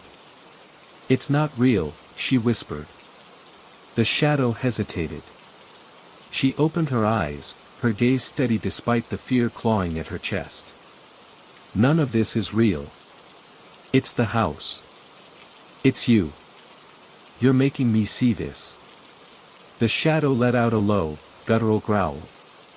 "I don't know why you brought me here," she continued, her voice growing stronger, "but I'm not playing your game anymore." The symbols on the floor began to flicker, their light dimming. The shadow recoiled, its form rippling like smoke caught in a breeze. "Stop," it said, its voice losing its edge. "You don't understand what you're doing." "I understand enough," Sarah said, standing to her feet. "You can't keep me here. I'm not afraid of you anymore." The shadow let out a final, piercing scream before dissolving into nothingness. The room fell silent. Mark's body dropped to the floor with a sickening thud. "Mark," she cried, running to his side. He groaned, his eyes fluttering open. "Sarah." She smiled through her tears. "It's over. We're getting out of here." But as she helped him to his feet, the ground beneath them began to shake. The symbols on the floor reappeared, their light more intense than ever. "What's happening?" Mark asked, his voice filled with panic. Sarah looked around, her heart sinking. "The house isn't done with us yet." The walls of the basement trembled violently, the cracks in the ground widening as a deafening roar filled the air. The glow of the symbols became blinding, casting grotesque, flickering shadows across Sarah and Mark's faces. "We have to move," Sarah shouted, gripping Mark's arm tightly. Mark stumbled, still weak, but he nodded, his gaze darting around in panic. Together, they climbed the stairs, each step feeling like an eternity as the house groaned and shuddered beneath them. But when they reached the top of the staircase, they stopped. The door they had come through was gone. In its place was a solid wall, the wood aged and warped, with the same pulsating symbols etched into it. "No," Sarah whispered, her breath catching in her throat. Mark slammed his fists against the wall, desperation giving him strength. "Let us out," he screamed, his voice raw. The house responded with a low, guttural rumble, as if mocking their attempt to escape. "We're trapped," Mark said, his voice breaking. "No," Sarah said, shaking her head. "No, we're not." She turned, her eyes scanning the basement, now illuminated by the eerie glow of the symbols. The air was thick with a heavy, electric charge, and the whispers had returned, louder and more insistent. "We're still inside its game," Sarah said, her voice steady despite the terror rising in her chest. "What are you talking about?" Mark asked. "The house," she said, her gaze locking onto his. "It feeds on fear. It traps people, makes them believe they can't escape. But it's not real, Mark. None of this is real." Mark stared at her, the disbelief and fear etched into his face slowly giving way to hope. "If it's not real, how do we fight it?" Sarah took a deep breath. "We don't fight it. We take away its power. We stop being afraid." As if in response, the whispers grew louder, their tone frantic, almost pleading. "Do you hear that?" Mark asked, his voice barely audible over the noise. "They're trying to scare us," Sarah said. "Don't listen to them. Focus on what's real." "But what is real?" Mark asked, his voice trembling. "This feels real. The pain, the fear, it all feels real." Sarah grabbed his hand, her grip firm. "You're real. I'm real. That's all that matters." The symbols on the walls began to shift, their glow pulsing faster. The ground beneath them shook violently, and the air filled with an ear-splitting roar. "We have to hold on," Sarah said, her voice barely audible over the noise. "It's trying to break us, but we can't let it." Mark nodded, his jaw set with determination. The light from the symbols grew brighter, the roar louder, until it felt like the entire world was collapsing around them. Sarah closed her eyes, focusing on Mark's hand in hers, grounding herself in the one thing she knew was real. Then, as suddenly as it started, the chaos stopped. The silence was deafening. Sarah opened her eyes. They were no longer in the basement. They stood in a vast, empty space, the ground beneath their feet smooth and cold, stretching endlessly in every direction. The air was still, heavy with the weight of something unseen. "Where are we?" Mark asked, his voice echoing in the emptiness. "I don't know," Sarah said, her voice trembling. Ahead of them, a figure emerged from the darkness. It wasn't like the others they had seen before. This one was clear, solid, its features sharp and defined. It looked human, but its eyes were wrong. They were black, endless voids that seemed to pull everything into them. "Welcome," the figure said, its voice calm and measured. Sarah and Mark took a step back, their hands still tightly clasped. "What do you want?" Sarah demanded, her voice steady despite the fear clawing at her chest. The figure tilted its head, a faint smile playing on its lips. "I want nothing. I'm merely here to explain." "Explain what?" Mark asked, his voice shaking. "The house," the figure said. "It's alive, in a way. A sentient force that exists between worlds. It lures people in, feeds on their fear, and uses them to sustain itself." "Why us?" Sarah asked, her voice breaking. "What did we do to deserve this?" "You were chosen," the figure said simply. The house saw something in you, strength, resilience. It wanted to test you. And if we fail? Mark asked, his voice barely above a whisper. Then you become a part of it, the figure said, its tone matter of fact. Like all the others before you. Sarah's grip on Mark's hand tightened. And if we succeed? The figure's smile widened. No one ever has. The ground beneath them began to tremble again, the darkness closing in around them. This is the final test, the figure said, its voice echoing as it began to fade. Prove you are worthy, or be consumed. The darkness swallowed the figure, leaving Sarah and Mark alone once more. What do we do? Mark asked, panic rising in his voice. Sarah took a deep breath, her mind racing. We survive. The ground beneath them cracked, and the darkness surged forward, taking shape, forming countless figures that surrounded them, their eyes glowing with an unnatural light. Don't let go, Sarah said, her voice steady despite the terror around them. Mark nodded, his grip on her hand tightening. Together, they faced the oncoming horde, their fear slowly giving way to determination. The darkness roared as the shadowy figures lunged toward Sarah and Mark, their glowing eyes like embers in a black storm. The ground beneath them splintered and cracked, but Sarah refused to let go of Mark's hand. Don't stop moving. Sarah shouted, her voice cutting through the chaos. They ran, dodging the figures that clawed at them from every side. The air was thick, like wading through tar, and every step felt like a battle. The whispers returned, more insistent and closer than ever. You can't win. You're ours now. Give in, and it will be easier. No. Sarah screamed, her voice raw with defiance. The figures recoiled momentarily, as if her voice had struck them.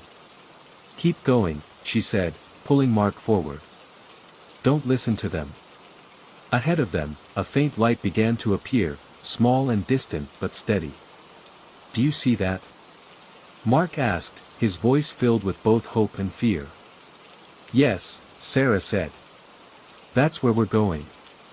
The figures seemed to sense their resolve and surged forward, their forms becoming more solid, more monstrous. They no longer resembled humans but twisted, grotesque shapes with jagged limbs and gaping mouths. The whispers turned to screams, a cacophony of voices trying to drown out Sarah and Mark's thoughts.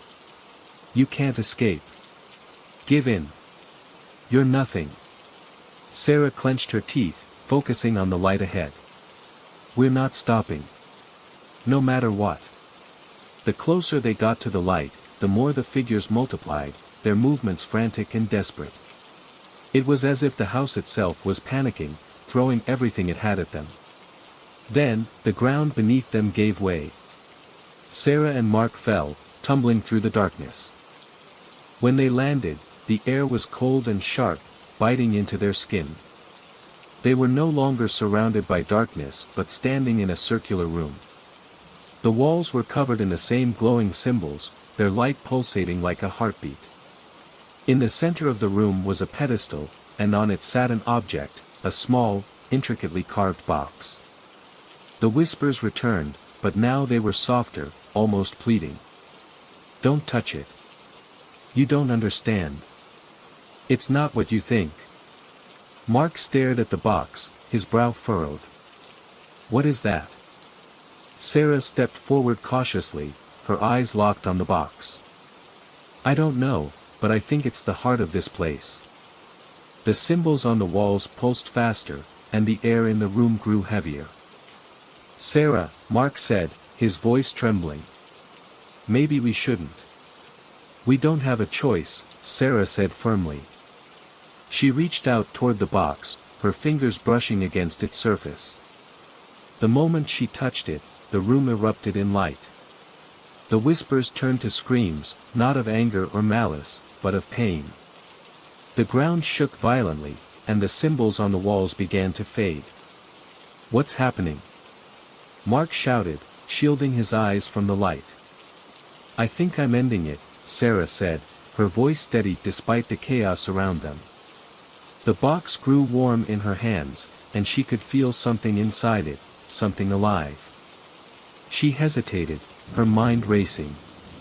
The whispers grew louder, desperate. If you destroy it, you'll never escape. It will take you with it. Let it live, and you can go free. Sarah, Mark said, his voice filled with fear. What if they're telling the truth? She looked at him, her heart breaking at the terror in his eyes. If we let it live, it'll keep doing this. To us, to others. We have to end it. Before he could respond, she gripped the box tightly and pulled it apart.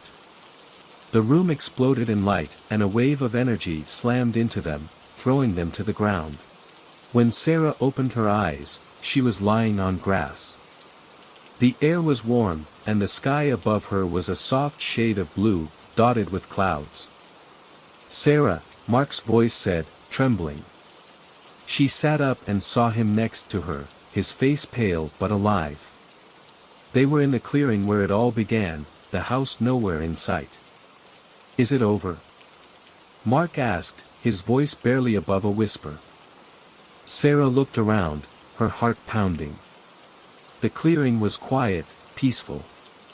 There were no shadows, no whispers, no signs of the nightmare they had just endured. I think it is, she said, her voice filled with cautious relief. Mark let out a shaky laugh, tears streaming down his face. We did it. We actually did it. Sarah smiled, but it was a weary, fragile thing. She could still feel the weight of what they had been through, the things they had seen, the choices they had made. Come on, she said, helping him to his feet. Let's get out of here. As they walked away, Sarah glanced back at the clearing one last time. For a moment, just a moment, she thought she saw something, a faint outline of the house, flickering in and out of existence. But when she blinked, it was gone. She turned back to Mark, her grip on his hand tightening. Whatever lay ahead, they would face it together. They had survived. For now. If you made it this far, you're just as brave as Sarah and Mark. But the house? It's still out there, waiting. If you're ready for more stories like this, hit subscribe and join us again. Who knows what might be lurking in the shadows of your screen? Keep the lights on. You might need them. It started with the phone call. A call that shouldn't have happened, because it came from a number that didn't exist. At least, not anymore. Sarah was sitting in her dimly lit room, the clock ticking loudly in the silence, as if time itself were trying to get her attention. It was past midnight, and everyone else in the house was asleep. She stared at her phone, the screen glowing faintly in the dark. A call was coming in. The number was familiar. Too familiar. It was her friend Anaya's number. But Anaya had been dead for 2 years. Sarah's hands trembled as she stared at the screen, her heart pounding so loudly she thought it might wake the house. This wasn't real. It couldn't be.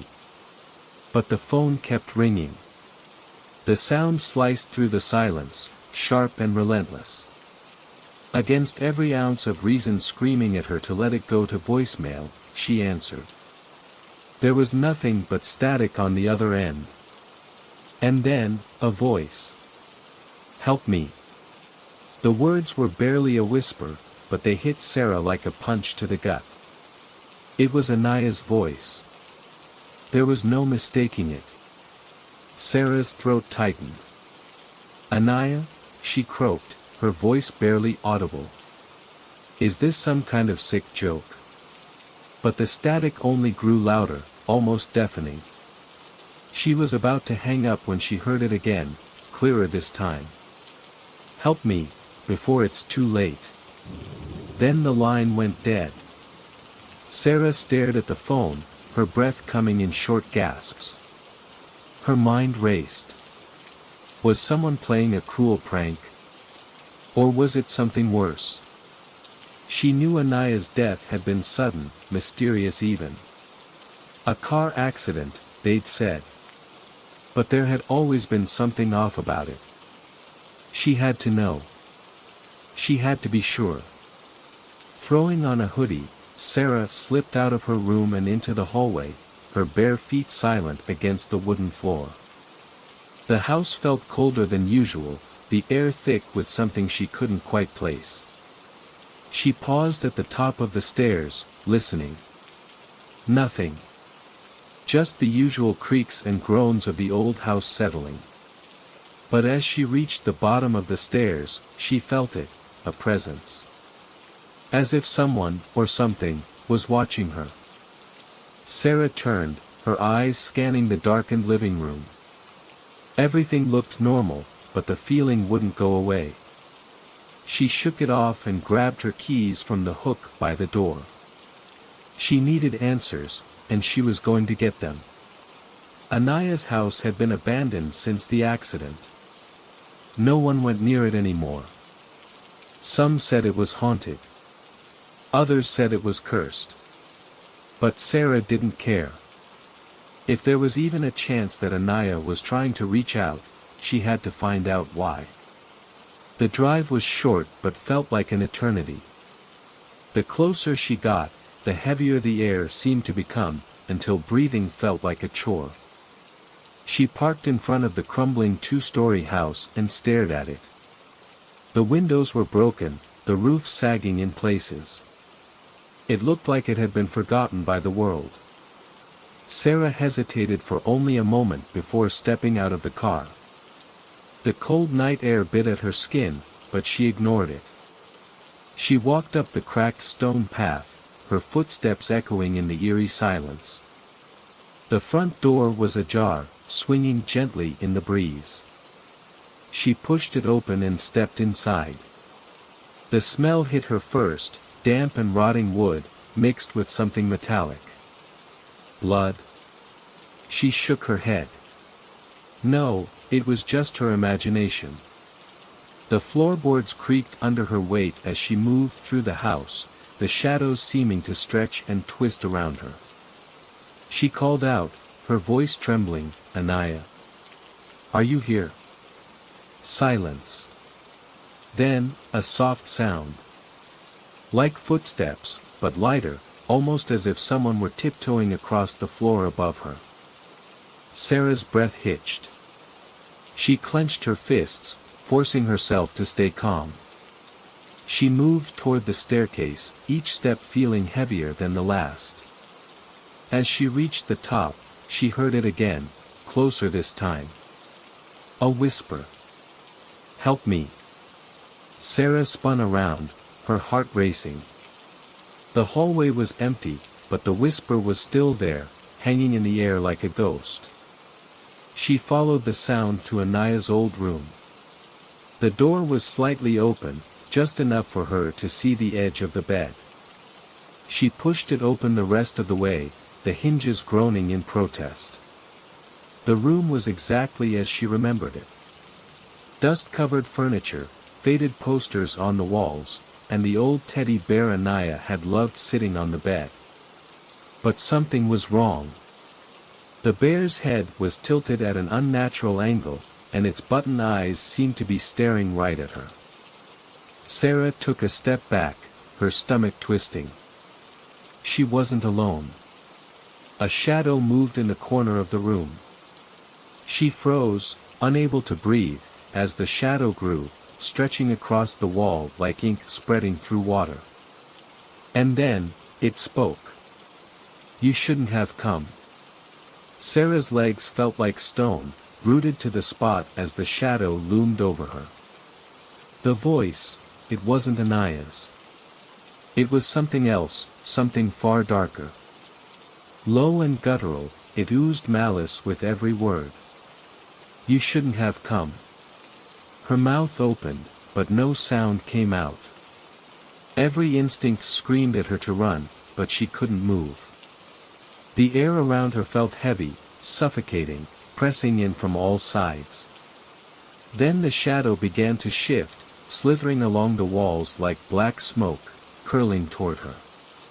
Her heart pounded so violently she thought it might burst from her chest. Finally, she found her voice, trembling and weak. What do you want? The shadow stopped, hovering in the corner like a predator toying with its prey. I want what she promised, it hissed. Sarah's mind reeled. She. Anaya? A low, bone-chilling laugh echoed through the room, a sound so unnatural it made her skin crawl. She made a bargain, and she broke it. Bargain? Sarah's thoughts scrambled. Anaya had never mentioned anything about a bargain. I don't understand, she whispered. What are you talking about? The shadow shifted again, darker, denser, the outline of a figure forming within it. She thought she could escape. But no one escapes me. A sudden memory flashed through Sarah's mind. The night before Anaya's accident, they'd been together, laughing, talking like always. But there had been a moment, just a fleeting second, when Anaya's smile had faltered, her eyes clouding with something Sarah couldn't place. Fear. Sarah swallowed hard, her voice barely more than a whisper. She didn't escape, did she? The shadow laughed again, a hollow, empty sound. No, it said. And now, neither will you. Cold fingers of panic gripped her. She stumbled backward, her foot catching on the edge of the carpet. She fell hard, her back slamming against the floor, knocking the breath from her lungs. Before she could scramble to her feet, the shadow surged forward, enveloping her like a living nightmare. The cold was unbearable, seeping into her skin, her bones, until she could barely feel anything. And then, everything went black. Sarah woke with a gasp, her body jerking upright. For a moment, she thought it had all been a dream, a horrible, vivid nightmare. But the cold sweat clinging to her skin and the ache in her back told her otherwise. She was still in Anaya's room, but something was different. The air was stale, thick with an oppressive silence. The shadows were still, but the feeling of being watched was suffocating. She reached for her phone, but it was gone. Panic flared in her chest as she scrambled to her feet, her eyes darting around the room. Then she saw it. On the floor, where the shadow had been, was a single, crumpled photograph. She picked it up with trembling hands, her breath catching in her throat. It was a picture of her and Anaya, taken years ago. But something was wrong. Anaya's face had been scratched out, and written in jagged, black letters across the bottom were the words, "You're next." Sarah's blood turned to ice. She stumbled back, the photograph slipping from her fingers. Her mind screamed at her to leave, to run, but her legs felt like lead. And then, from the corner of the room, the whisper came again. "Help me." It wasn't a cry for help anymore. It was a warning. Sarah bolted from the room, her feet pounding against the floorboards as she raced down the hall. The house seemed to close in around her, the walls narrowing, the shadows growing darker and thicker with every step. She didn't stop until she burst through the front door, collapsing on the front lawn, gasping for air. The cold night air burned her lungs, but she didn't care. She was out. She was alive. But as she looked back at the house, she saw it. In the upstairs window, where Anaya's room had been, a figure stood watching her. It wasn't Anaya.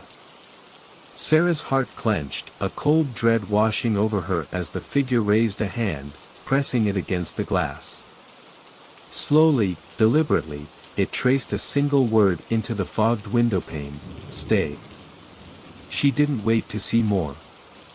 She ran to her car, threw open the door, and sped away, her mind racing, heart thundering in her chest. She thought she was safe. But the voice in her head whispered otherwise. You can't run forever. Sarah drove through the empty streets, her hands gripping the steering wheel so tightly her knuckles turned white.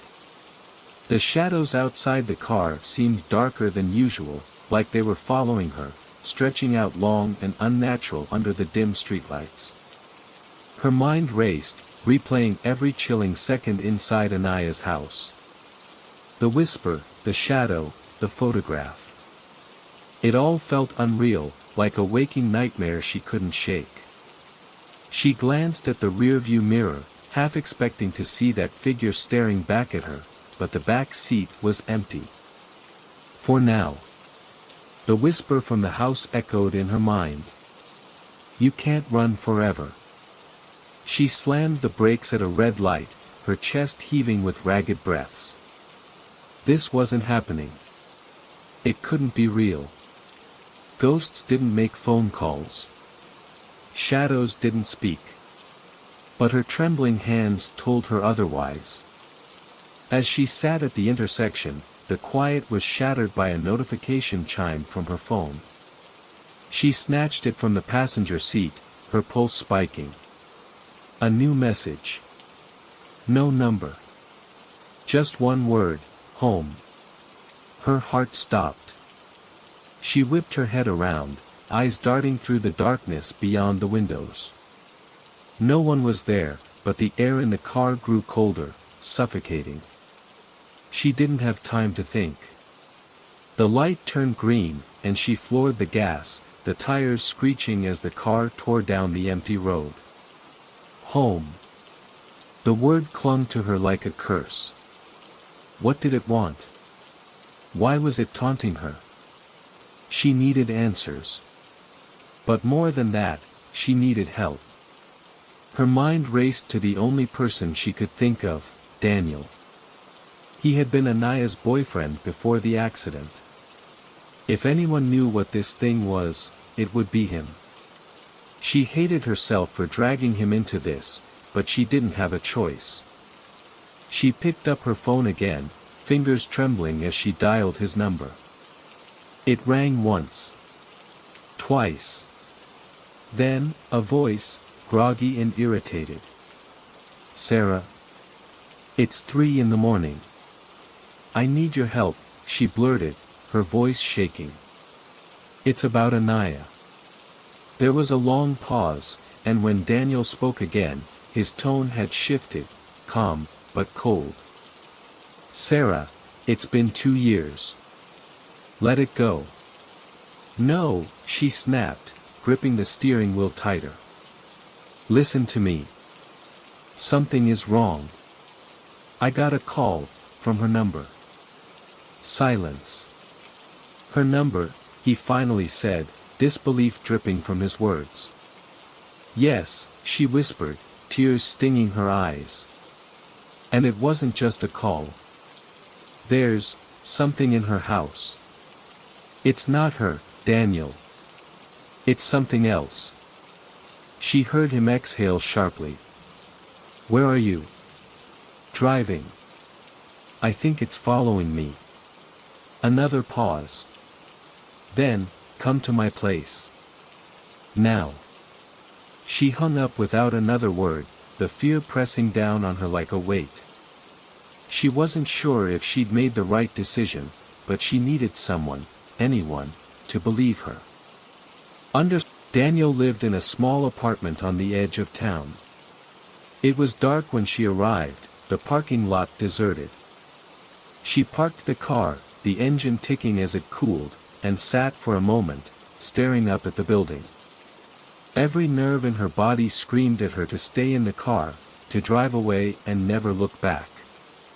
But she couldn't. She stepped out into the cold night, glancing over her shoulder as she made her way to the door. She could feel it, the presence. Watching. Waiting. But when she looked, there was nothing there. Daniel answered the door almost immediately, his hair tousled, dark circles under his eyes. He looked at her, taking in her pale face and shaking hands, and his expression softened. Come in. She stepped inside, the door closing with a heavy thud behind her. The apartment was small, cluttered, but it felt safe. For the first time in hours, she felt like she could breathe. Daniel guided her to the couch, sitting across from her, his eyes searching her face. Start from the beginning. Sarah told him everything, the call, the shadow, the photograph. She showed him the message on her phone. He listened in silence, his jaw tightening with every word. When she finished, the room was so silent she could hear the clock ticking on the wall. "This isn't possible," he said finally, running a hand through his hair. "She's gone, Sarah. She's been gone." "I know that," she said, her voice breaking. "But something is pretending to be her. And it's not going to stop." Daniel stood, pacing the room. "There was something, before she died," he muttered. "She kept talking about dreams. Nightmares. She said someone was after her, but she wouldn't tell me who." Sarah's breath hitched. "Did she ever mention a bargain?" Daniel froze, his back to her. Slowly, he turned, his face pale. "No. But the night before the accident," she said, "I didn't mean to break it. I thought she was just sleep-talking." Sarah felt the cold dread settle in her chest again. It wasn't a dream. They sat in silence, the weight of their shared fear pressing down on them. Then, the lights flickered. A chill filled the room, and Sarah's phone buzzed again. She picked it up with trembling hands. Another message. "I'm already here." Daniel looked at her, his eyes wide.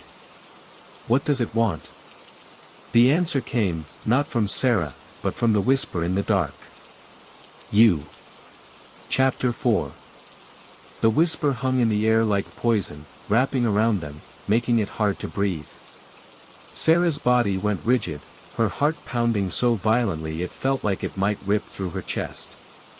Daniel stared at her, his eyes wide with disbelief, the color draining from his face. The room fell into an oppressive silence, the flickering lights casting eerie shadows that seemed to dance along the walls. Sarah barely managed to whisper, "Daniel, we need to leave." But before he could respond, the temperature in the room plummeted. Frost crept along the windows, and the warm breath that left Sarah's lips condensed into a cold mist. Something was in the room with them. The light above them flickered one last time before going out completely, plunging the apartment into darkness. And then came the sound, slow, deliberate footsteps on the hardwood floor. Click. Click. Click. It was coming closer. Daniel stood abruptly, knocking over a lamp. The crash echoed through the room, but the footsteps never faltered. He grabbed Sarah's arm, yanking her to her feet. "We have to move. Now." They bolted toward the door, stumbling over furniture in the dark. But before they reached it, the door slammed shut with a force that shook the walls, the deadbolt sliding into place on its own. Sarah gasped, yanking at the handle, but it wouldn't budge. "No, no, no," she cried, her voice breaking with panic. Daniel turned, his back against the door, eyes scanning the darkness. "Who's there?" he shouted, his voice trembling. "What do you want?" The answer came in the same voice, soft and sinister. "You broke the promise." Sarah felt a cold hand brush against her shoulder. She screamed, spinning around, but there was nothing there. Daniel grabbed her hand, pulling her away from the door. "The window," he whispered, his voice tight with fear. "We'll break it if we have to." They stumbled toward the small window on the far wall. Daniel grabbed a chair, lifting it over his head. But before he could swing it, the shadow emerged from the corner of the room, twisting and writhing like smoke, taking on a monstrous shape. It moved fast. Too fast. The shadow shot toward Daniel, slamming into him with an invisible force that sent him crashing to the floor, the chair splintering beside him. He writhed in agony, clutching his chest as if something were crushing him. "Daniel!" Sarah screamed, dropping to her knees beside him. He gasped for air, his eyes wide with terror. It's inside me," he choked out, his voice barely a whisper. "Run." But she couldn't leave him. She wouldn't. Tears streamed down her face as she gripped his shoulders, shaking him. "I'm not leaving you."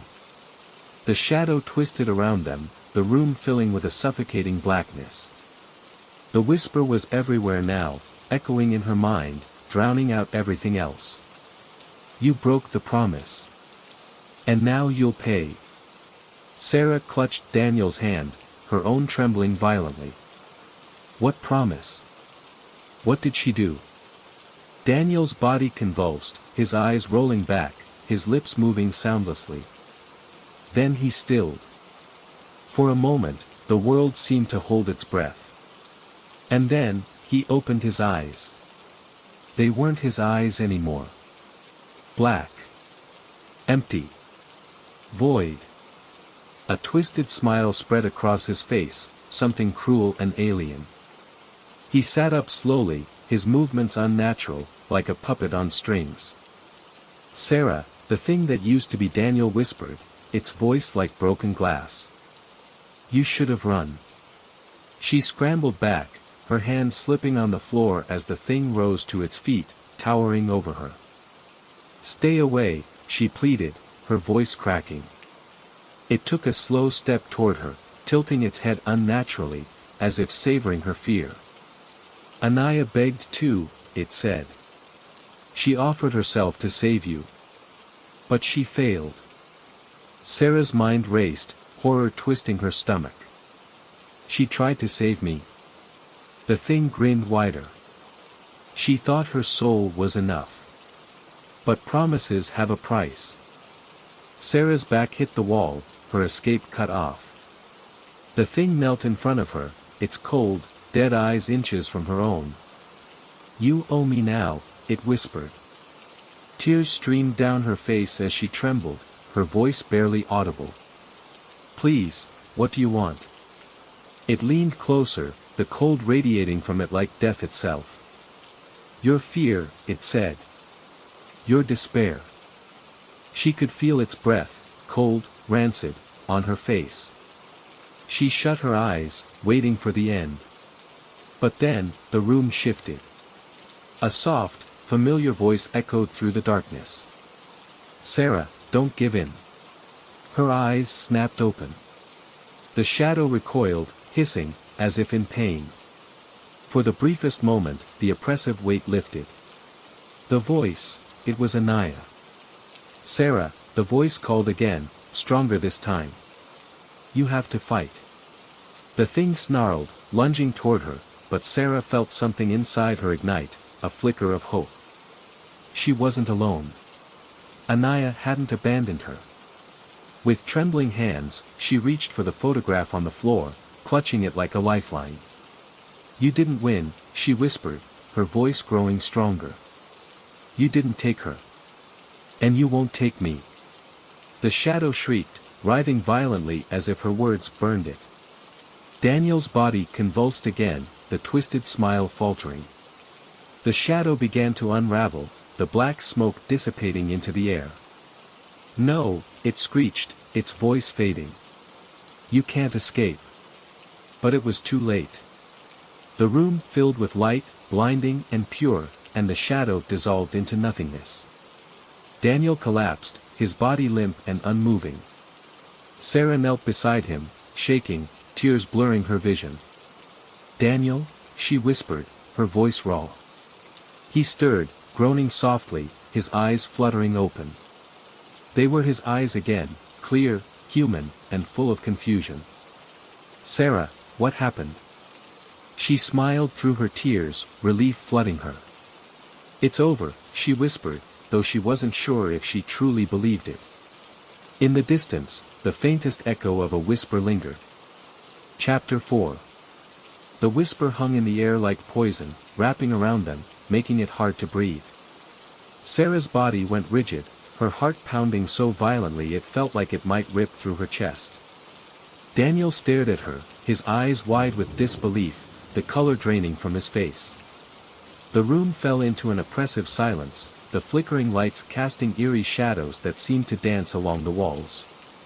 Sarah barely managed to whisper, "Daniel, we need to leave." But before he could respond, the temperature in the room plummeted. Frost crept along the windows, and the warm breath that left Sarah's lips condensed into a cold mist. Something was in the room with them.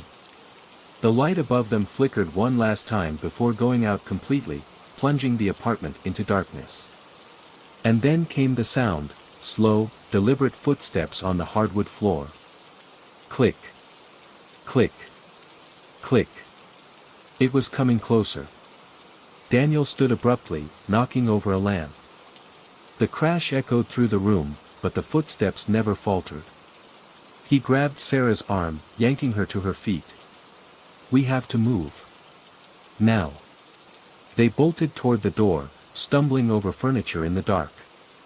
But before they reached it, the door slammed shut with a force that shook the walls, the deadbolt sliding into place on its own. Sarah gasped, yanking at the handle, but it wouldn't budge. "No, no, no," she cried, her voice breaking with panic. Daniel turned, his back against the door, eyes scanning the darkness. "Who's there?" he shouted, his voice trembling. "What do you want?" The answer came in the same voice, soft and sinister. "You broke the promise." Sarah felt a cold hand brush against her shoulder. She screamed, spinning around, but there was nothing there. Daniel grabbed her hand, pulling her away from the door. "The window," he whispered, his voice tight with fear.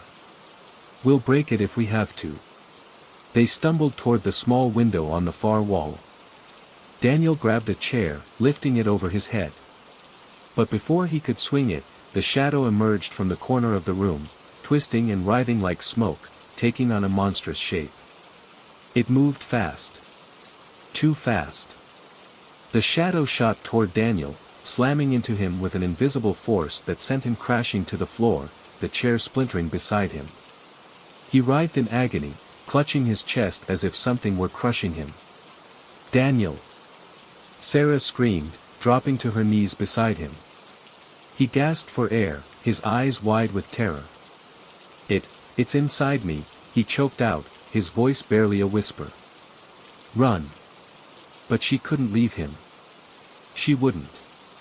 Tears streamed down her face as she gripped his shoulders, shaking him. "I'm not leaving you." The shadow twisted around them, the room filling with a suffocating blackness.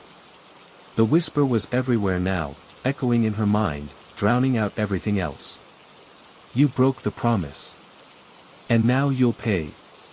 Sarah clutched Daniel's hand, her own trembling violently. "What promise? What did she do?" Daniel's body convulsed, his eyes rolling back, his lips moving soundlessly. Then he stilled. For a moment, the world seemed to hold its breath. And then, he opened his eyes.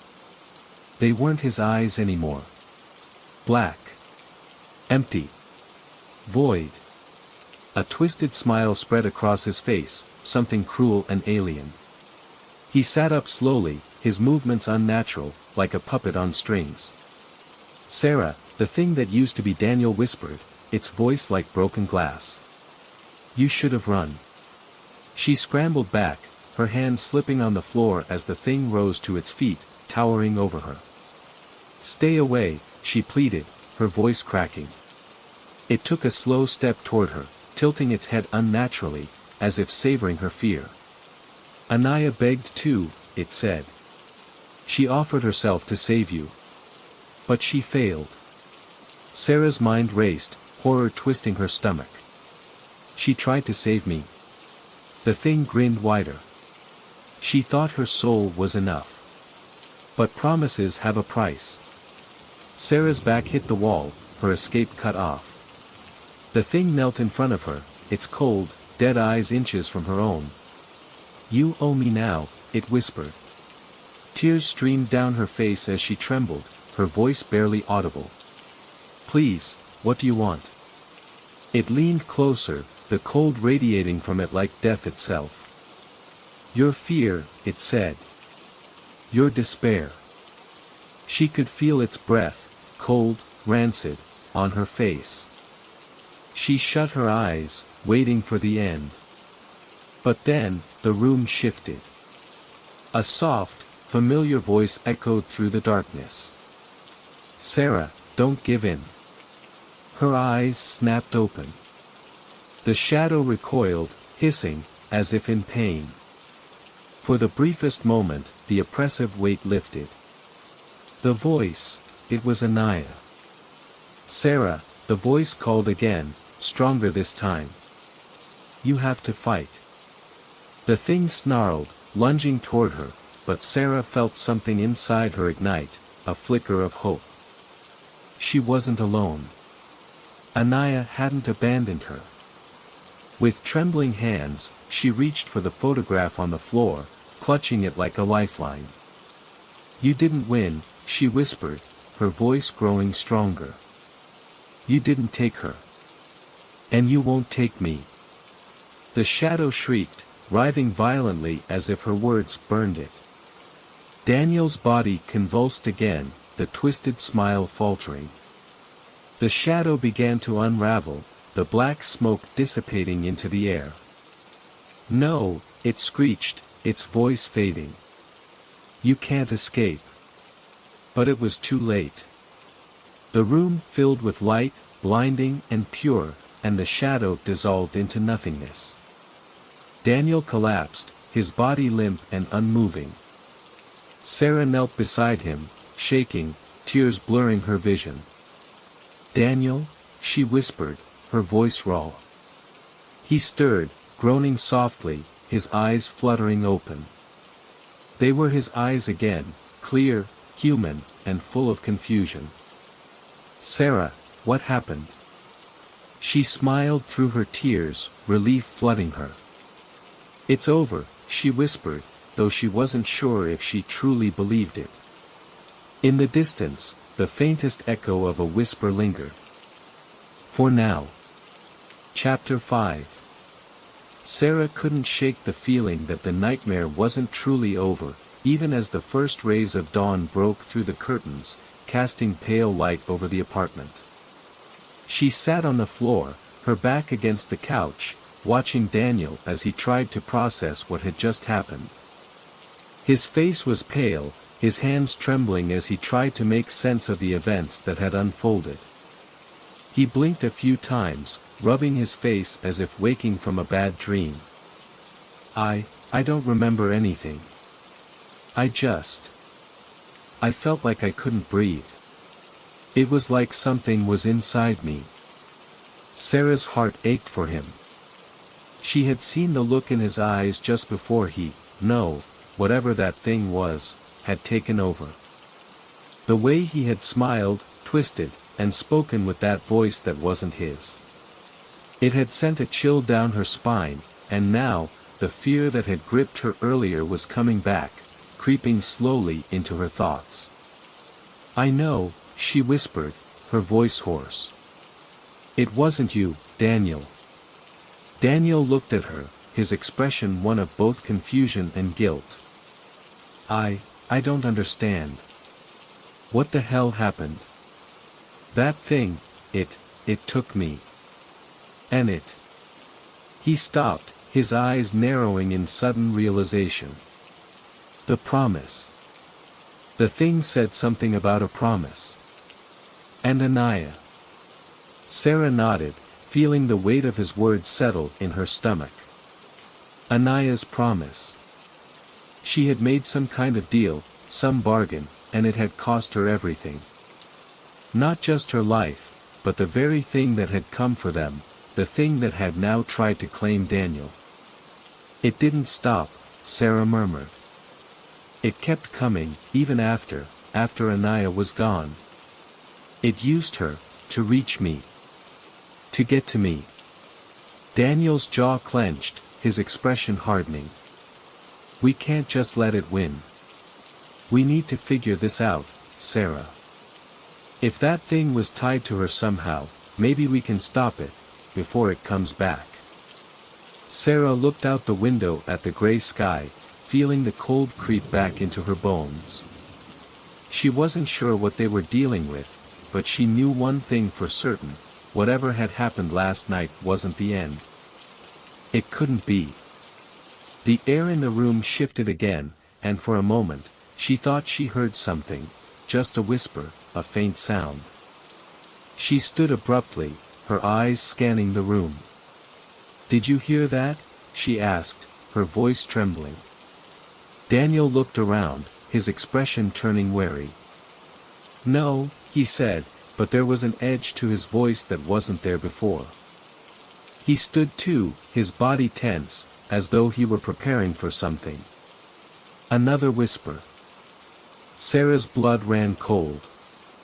It was louder this time, and it was unmistakable. "I'm still here." The words slithered into the room, a cold breath against Sarah's neck. She whipped around, her pulse racing, but the apartment was empty. No shadow. No figure. Just the oppressive silence of the early morning. She swallowed hard. "It's back." Daniel's eyes widened in terror. "No, no, this can't be happening. We..." Before he could finish, the lights above them flickered. Then, with a sickening crack, they burst, plunging the room into darkness once again. Sarah's breath hitched as the familiar, cold presence filled the room. But this time, it was different. There was no shadow lurking in the corners. No figure standing still in the dark. It was everywhere, a suffocating pressure, as if the very walls were closing in around them. Daniel grabbed her arm, pulling her close, his voice shaky. "Sarah, we need to leave. We need to get out of here." Sarah nodded, trying to steady her breath. But as she turned toward the door, she froze. The air in front of her shimmered, and slowly, the figure materialized. It was faint at first, just a shadow in the shape of a person. But as it solidified, the details became clearer: a tall figure, obscured by darkness, with hollow, empty eyes that seemed to swallow every bit of light around it. It wasn't human. It wasn't even a shadow anymore. It was something older, something far darker. And it was grinning at her. "Sarah," the thing said in a voice that wasn't quite a whisper, but not quite a growl either. It was a twisted mockery of her own voice, one that sent shivers down her spine. "I told you, you can't run forever." The room felt colder, the air heavier. She could see the figure's outline clearly now, the edges shifting and writhing, as if it were made of living smoke. Daniel tried to move toward the door, but the shadow snapped its attention to him, its eyes narrowing. "Stay." The command wasn't loud, but it rang in the air like thunder. Daniel froze, his legs locked in place, unable to move. Sarah reached for him, but the shadow's gaze shifted to her, and she felt a sudden, crushing weight in her chest. She gasped for air, her breath coming in short, panicked bursts. "You're not going anywhere," the thing hissed, and Sarah felt her knees give way. She collapsed to the floor, the pressure in the air so thick it was hard to breathe. The figure moved closer, its form shimmering with a sickening, inky blackness. The smell was unbearable, like decay and rust, like the very essence of death. "No more running, Sarah," it whispered, its voice impossibly close. "You promised." Her eyes widened in confusion, and then it hit her, the same words it had used before. The promise. Anaya's promise. Anaya had made a deal, and now it was time to pay the price. But what did that mean for Sarah? Was she the price? Had she been marked from the beginning? The figure raised a hand, and for the first time, Sarah noticed something about it, the faint outline of what could only be described as a symbol, burning like fire beneath the shadow. A symbol that looked strangely familiar.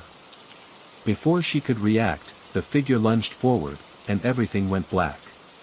Chapter 6. When Sarah opened her eyes again, she didn't know how much time had passed. The room was dark, suffocating, and the air was heavy with the scent of something old, something decayed. The faint glow of moonlight filtered through the cracked blinds, casting long shadows across the walls. She blinked, trying to focus, and realized she was no longer in her apartment. The room she was in felt wrong, cold and damp, the walls lined with rusted pipes and peeling wallpaper. It smelled like mildew, the air thick with a stale, choking quality that made her stomach twist. For a moment, she wondered if everything that had happened was just a dream.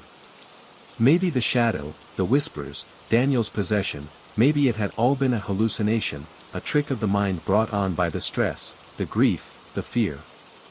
But then she looked around, and the reality of her surroundings crashed into her. This wasn't a dream. She wasn't safe. Sarah tried to move, but her body was stiff. Her limbs felt heavy, as though they were bound by some unseen force. Panic bubbled in her chest as she tried to push herself up, but she couldn't. She was trapped. There was no escape. The door at the far side of the room creaked open, and Sarah froze. A shadow crossed the threshold. Her breath caught in her throat as the familiar figure stepped into view. It was the same one from before, the tall, dark shape with those hollow, empty eyes. But this time, it was different. This time, it was more solid, more tangible. And it was staring right at her. "You didn't think you could escape that easily, did you?" The voice came again, distorted, alien, but somehow, familiar. It was the same voice that had haunted her dreams, the same voice that had told her she could never run. "No," she whispered, her throat dry, her heart hammering in her chest. "No, please, what do you want from me?" The shadow stepped closer, its presence swallowing the light around it. It loomed over her, its black form blocking out everything else. "I've already told you," it said, its voice rising in intensity. "You made a promise, Sarah. You owe." Sarah's mind raced, her thoughts scattered as she tried to piece together what was happening. The promise. Anaya's deal. Her own part in it. What did it all mean? "You've come for me," she said, her voice trembling but determined. "Haven't you?" The thing didn't answer immediately. Instead, it stood there, its black form pulsating like it was alive, breathing, waiting. Sarah's pulse raced, but she fought to stay calm. She had to. She couldn't let it have control of her again. "You think you understand, don't you?" The shadow spoke again, its voice dripping with venom. "You think you're free. But you're wrong. You're mine." "No," Sarah said, forcing herself to sit up despite the heaviness weighing her down. "I'm not. I won't be." A sinister laugh echoed around the room, as if the very walls were mocking her. "You already are. You're here. With me." Sarah's heart skipped a beat. "Where is Daniel?" she demanded, her voice rising in desperation. "What have you done to him?" The thing's grin stretched impossibly wide, the edges of its mouth stretching beyond what seemed natural. "Daniel is where he belongs," it said coldly. "Just as you will be. Soon enough." Sarah's stomach lurched. The fear was back, clawing at her, threatening to suffocate her. She had to find a way out. She had to save Daniel. What did Anaya do? What was her deal with you? Sarah's words were laced with fear, but also a flicker of hope. If she could understand the terms, maybe she could find a way to break the curse, whatever it was. The shadow seemed to pause, as if considering her question. For a moment, it didn't speak. And then, when it did, its voice was low and filled with something darker than before. "Anaya knew the cost. She wasn't foolish, like you. She knew the price of a soul. She sacrificed herself to save you." But she failed. And now, you will pay her price. Sarah recoiled, her breath hitching in her chest. Anaya sacrificed herself for me. The thing nodded, the empty sockets of its eyes narrowing. Yes. She was willing to give herself up for you. But she didn't understand, when you break the rules, the price is always higher than you expect. Then why aren't you taking me now, she asked, though she was afraid to hear the answer. The shadow leaned in, its face inches from hers. Because you haven't yet paid what you owe. You will. But first, you must watch. Watch as the ones you love are taken. It's the only way to break the cycle. Sarah's blood ran cold. She didn't want to understand. She didn't want to know. But the words were like a chain wrapped around her heart, pulling her into a darkness she couldn't escape. No. I won't let you, she said, her voice barely a whisper. But inside, a part of her already knew it was useless. The thing had power. It had always had power. And no matter how much she fought, she wasn't sure if she could escape its grip. But she couldn't stop. She wouldn't stop. The shadow took a step back, and for a moment, the room seemed to calm, the air growing heavier with anticipation. You have one last chance, it said, its voice distant and cold. If you want to break the cycle, you must make another choice. A choice that will decide whether you live or die. You think you understand fear, Sarah. But you've never truly felt it. The light flickered again, this time dimming to nothing. Darkness filled the room like a flood, and in the oppressive silence that followed, Sarah felt a cold hand at her throat. The thing was close now, too close to fight back. You must choose, it whispered, its breath hot against her ear. Choose who will die. Sarah's world spun, her head dizzy with terror. She thought of Daniel, of Anaya, of the price that had been paid. And she realized, in that moment, there was no way out. No escape. No redemption. She was already trapped. Chapter 7. The world around Sarah spun in slow motion. The walls seemed to close in, the air thick with the shadow's oppressive presence. Her chest heaved with every breath, but it wasn't the panic alone that squeezed her heart, no, there was something deeper, something much more terrifying. The shadow stood over her, its form looming like an endless void. Its presence had become suffocating, and Sarah could feel its cold fingers tightening around her chest, threatening to crush her. The words it had spoken rang in her mind, echoing like a chant. You must choose who will die. Sarah's pulse hammered in her ears, drowning out everything else. She felt as though the room itself was shifting, the ground beneath her feet trembling as the weight of the shadow's words sank in. It wasn't a choice she could make, not in any sane world. How could anyone choose who lives and who dies? The very thought was impossible. But there was no mistaking the truth, the figure standing before her had no intention of letting her off easy. She could feel the weight of its eyes on her, as if waiting for her to make the wrong move. As if it had already decided her fate. Her hands shook uncontrollably, her mind racing for any solution, any way to escape. But the longer she stood there, the clearer it became, there was no escape. Not from this thing. Not from the curse Anaya had left behind. Suddenly, a chill crept through the air, sharp and biting. The shadow didn't speak, but Sarah could sense the pressure building around her. It was like being inside a vice, the walls closing tighter, and every breath harder to take. Choose, the shadow hissed again.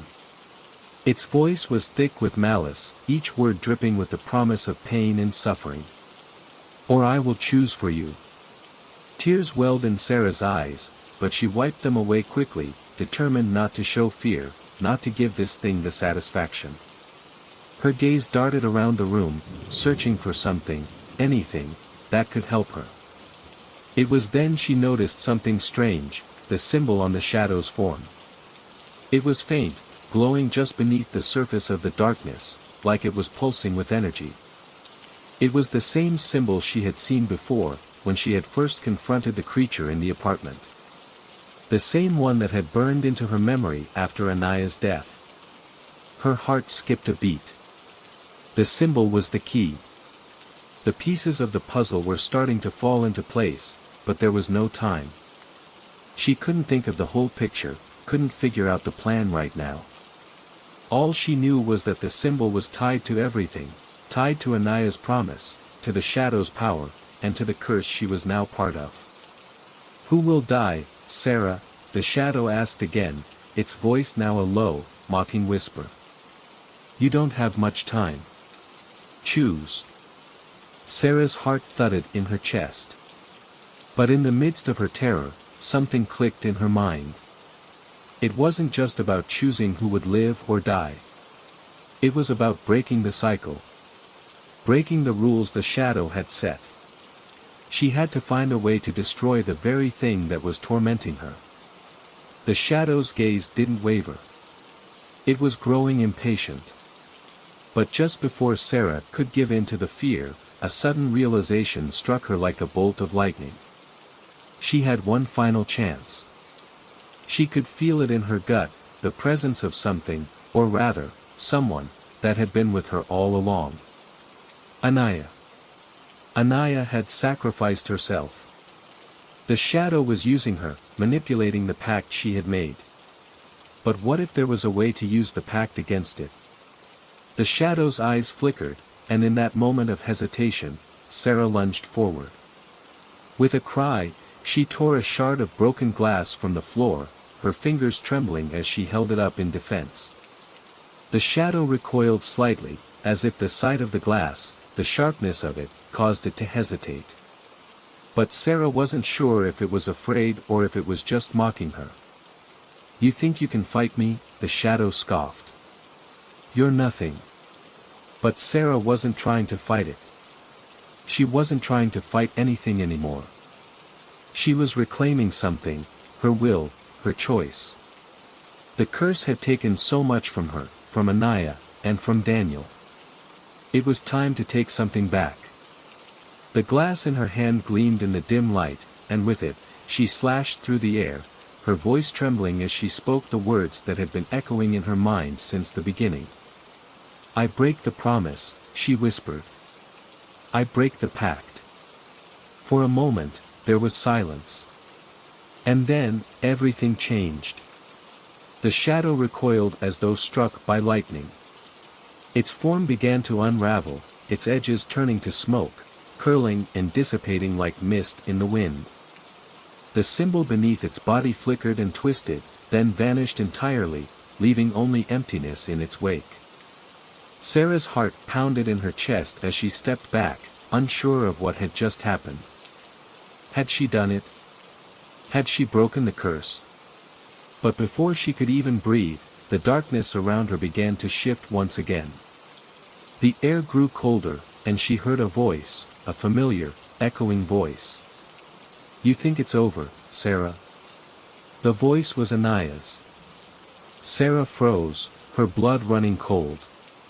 She didn't know what was happening now, but she felt it, deep in her soul, that this was far from over.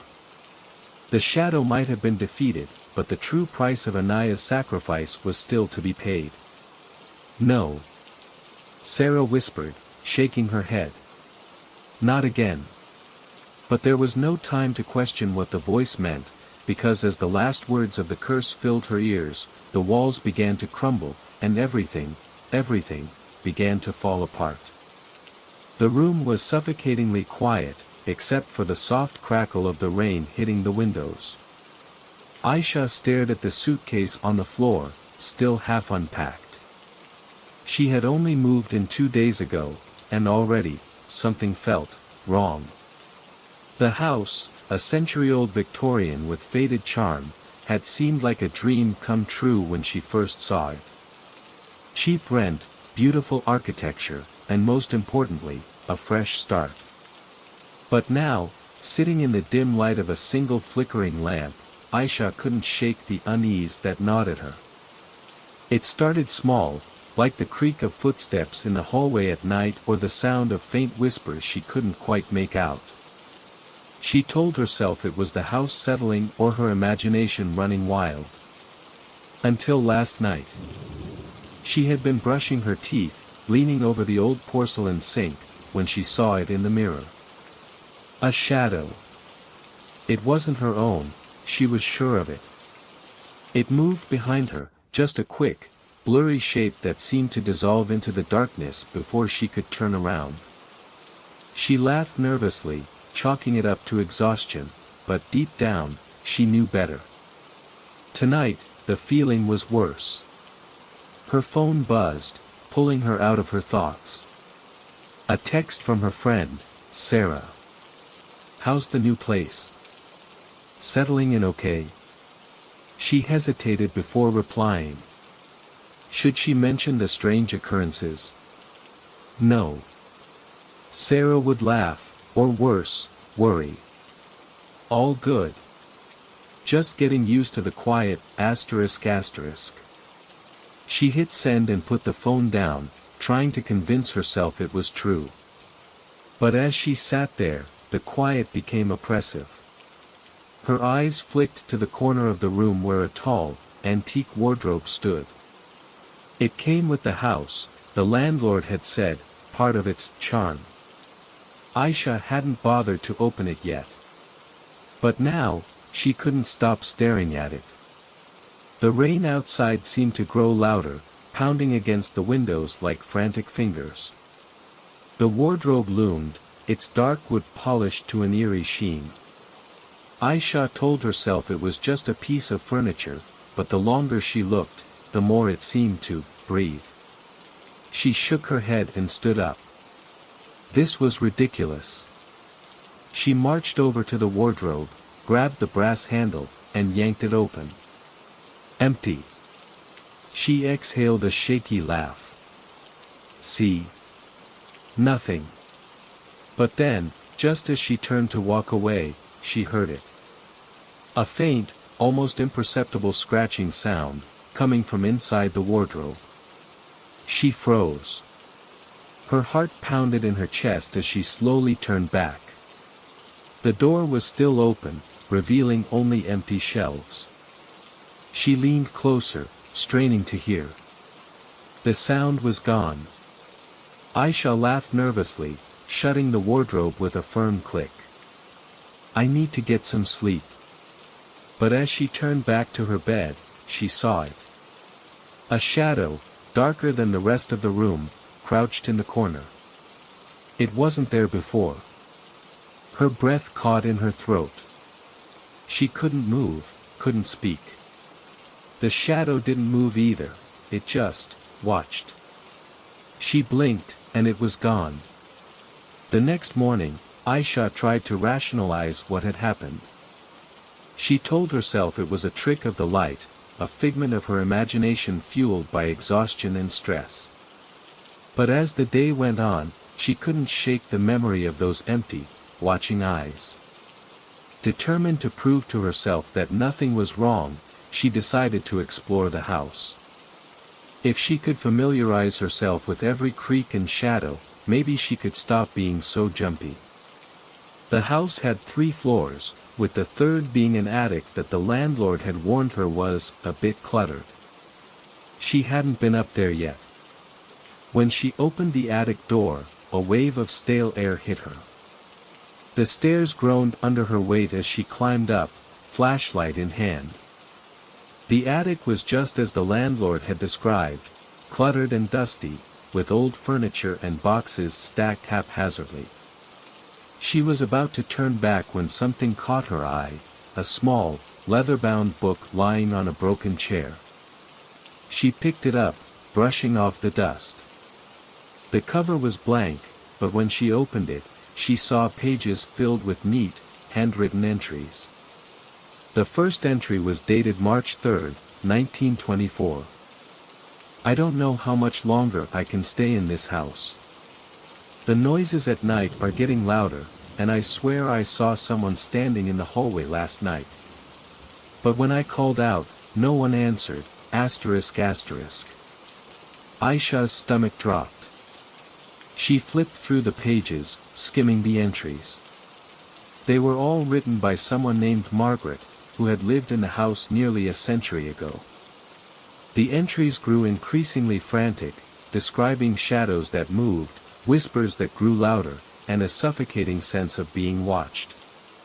The final entry was dated March 27, 1924. I can't take it anymore. It's not just in the house, it's in my dreams, too. Watching me, waiting. I think it wants me to stay forever. The handwriting trailed off into a jagged scrawl, and the rest of the pages were blank. Aisha's hands trembled as she closed the book. She felt a sudden chill, as if the attic itself was holding its breath. And then she heard it.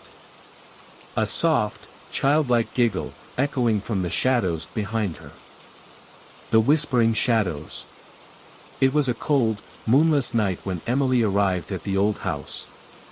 She'd inherited it from a distant relative, an aunt she'd barely known. The house stood isolated on a hill, surrounded by dense, gnarled trees that seemed to stretch their limbs like skeletal fingers. Despite its grandeur, the house had a decaying quality to it, as if it had been untouched for years.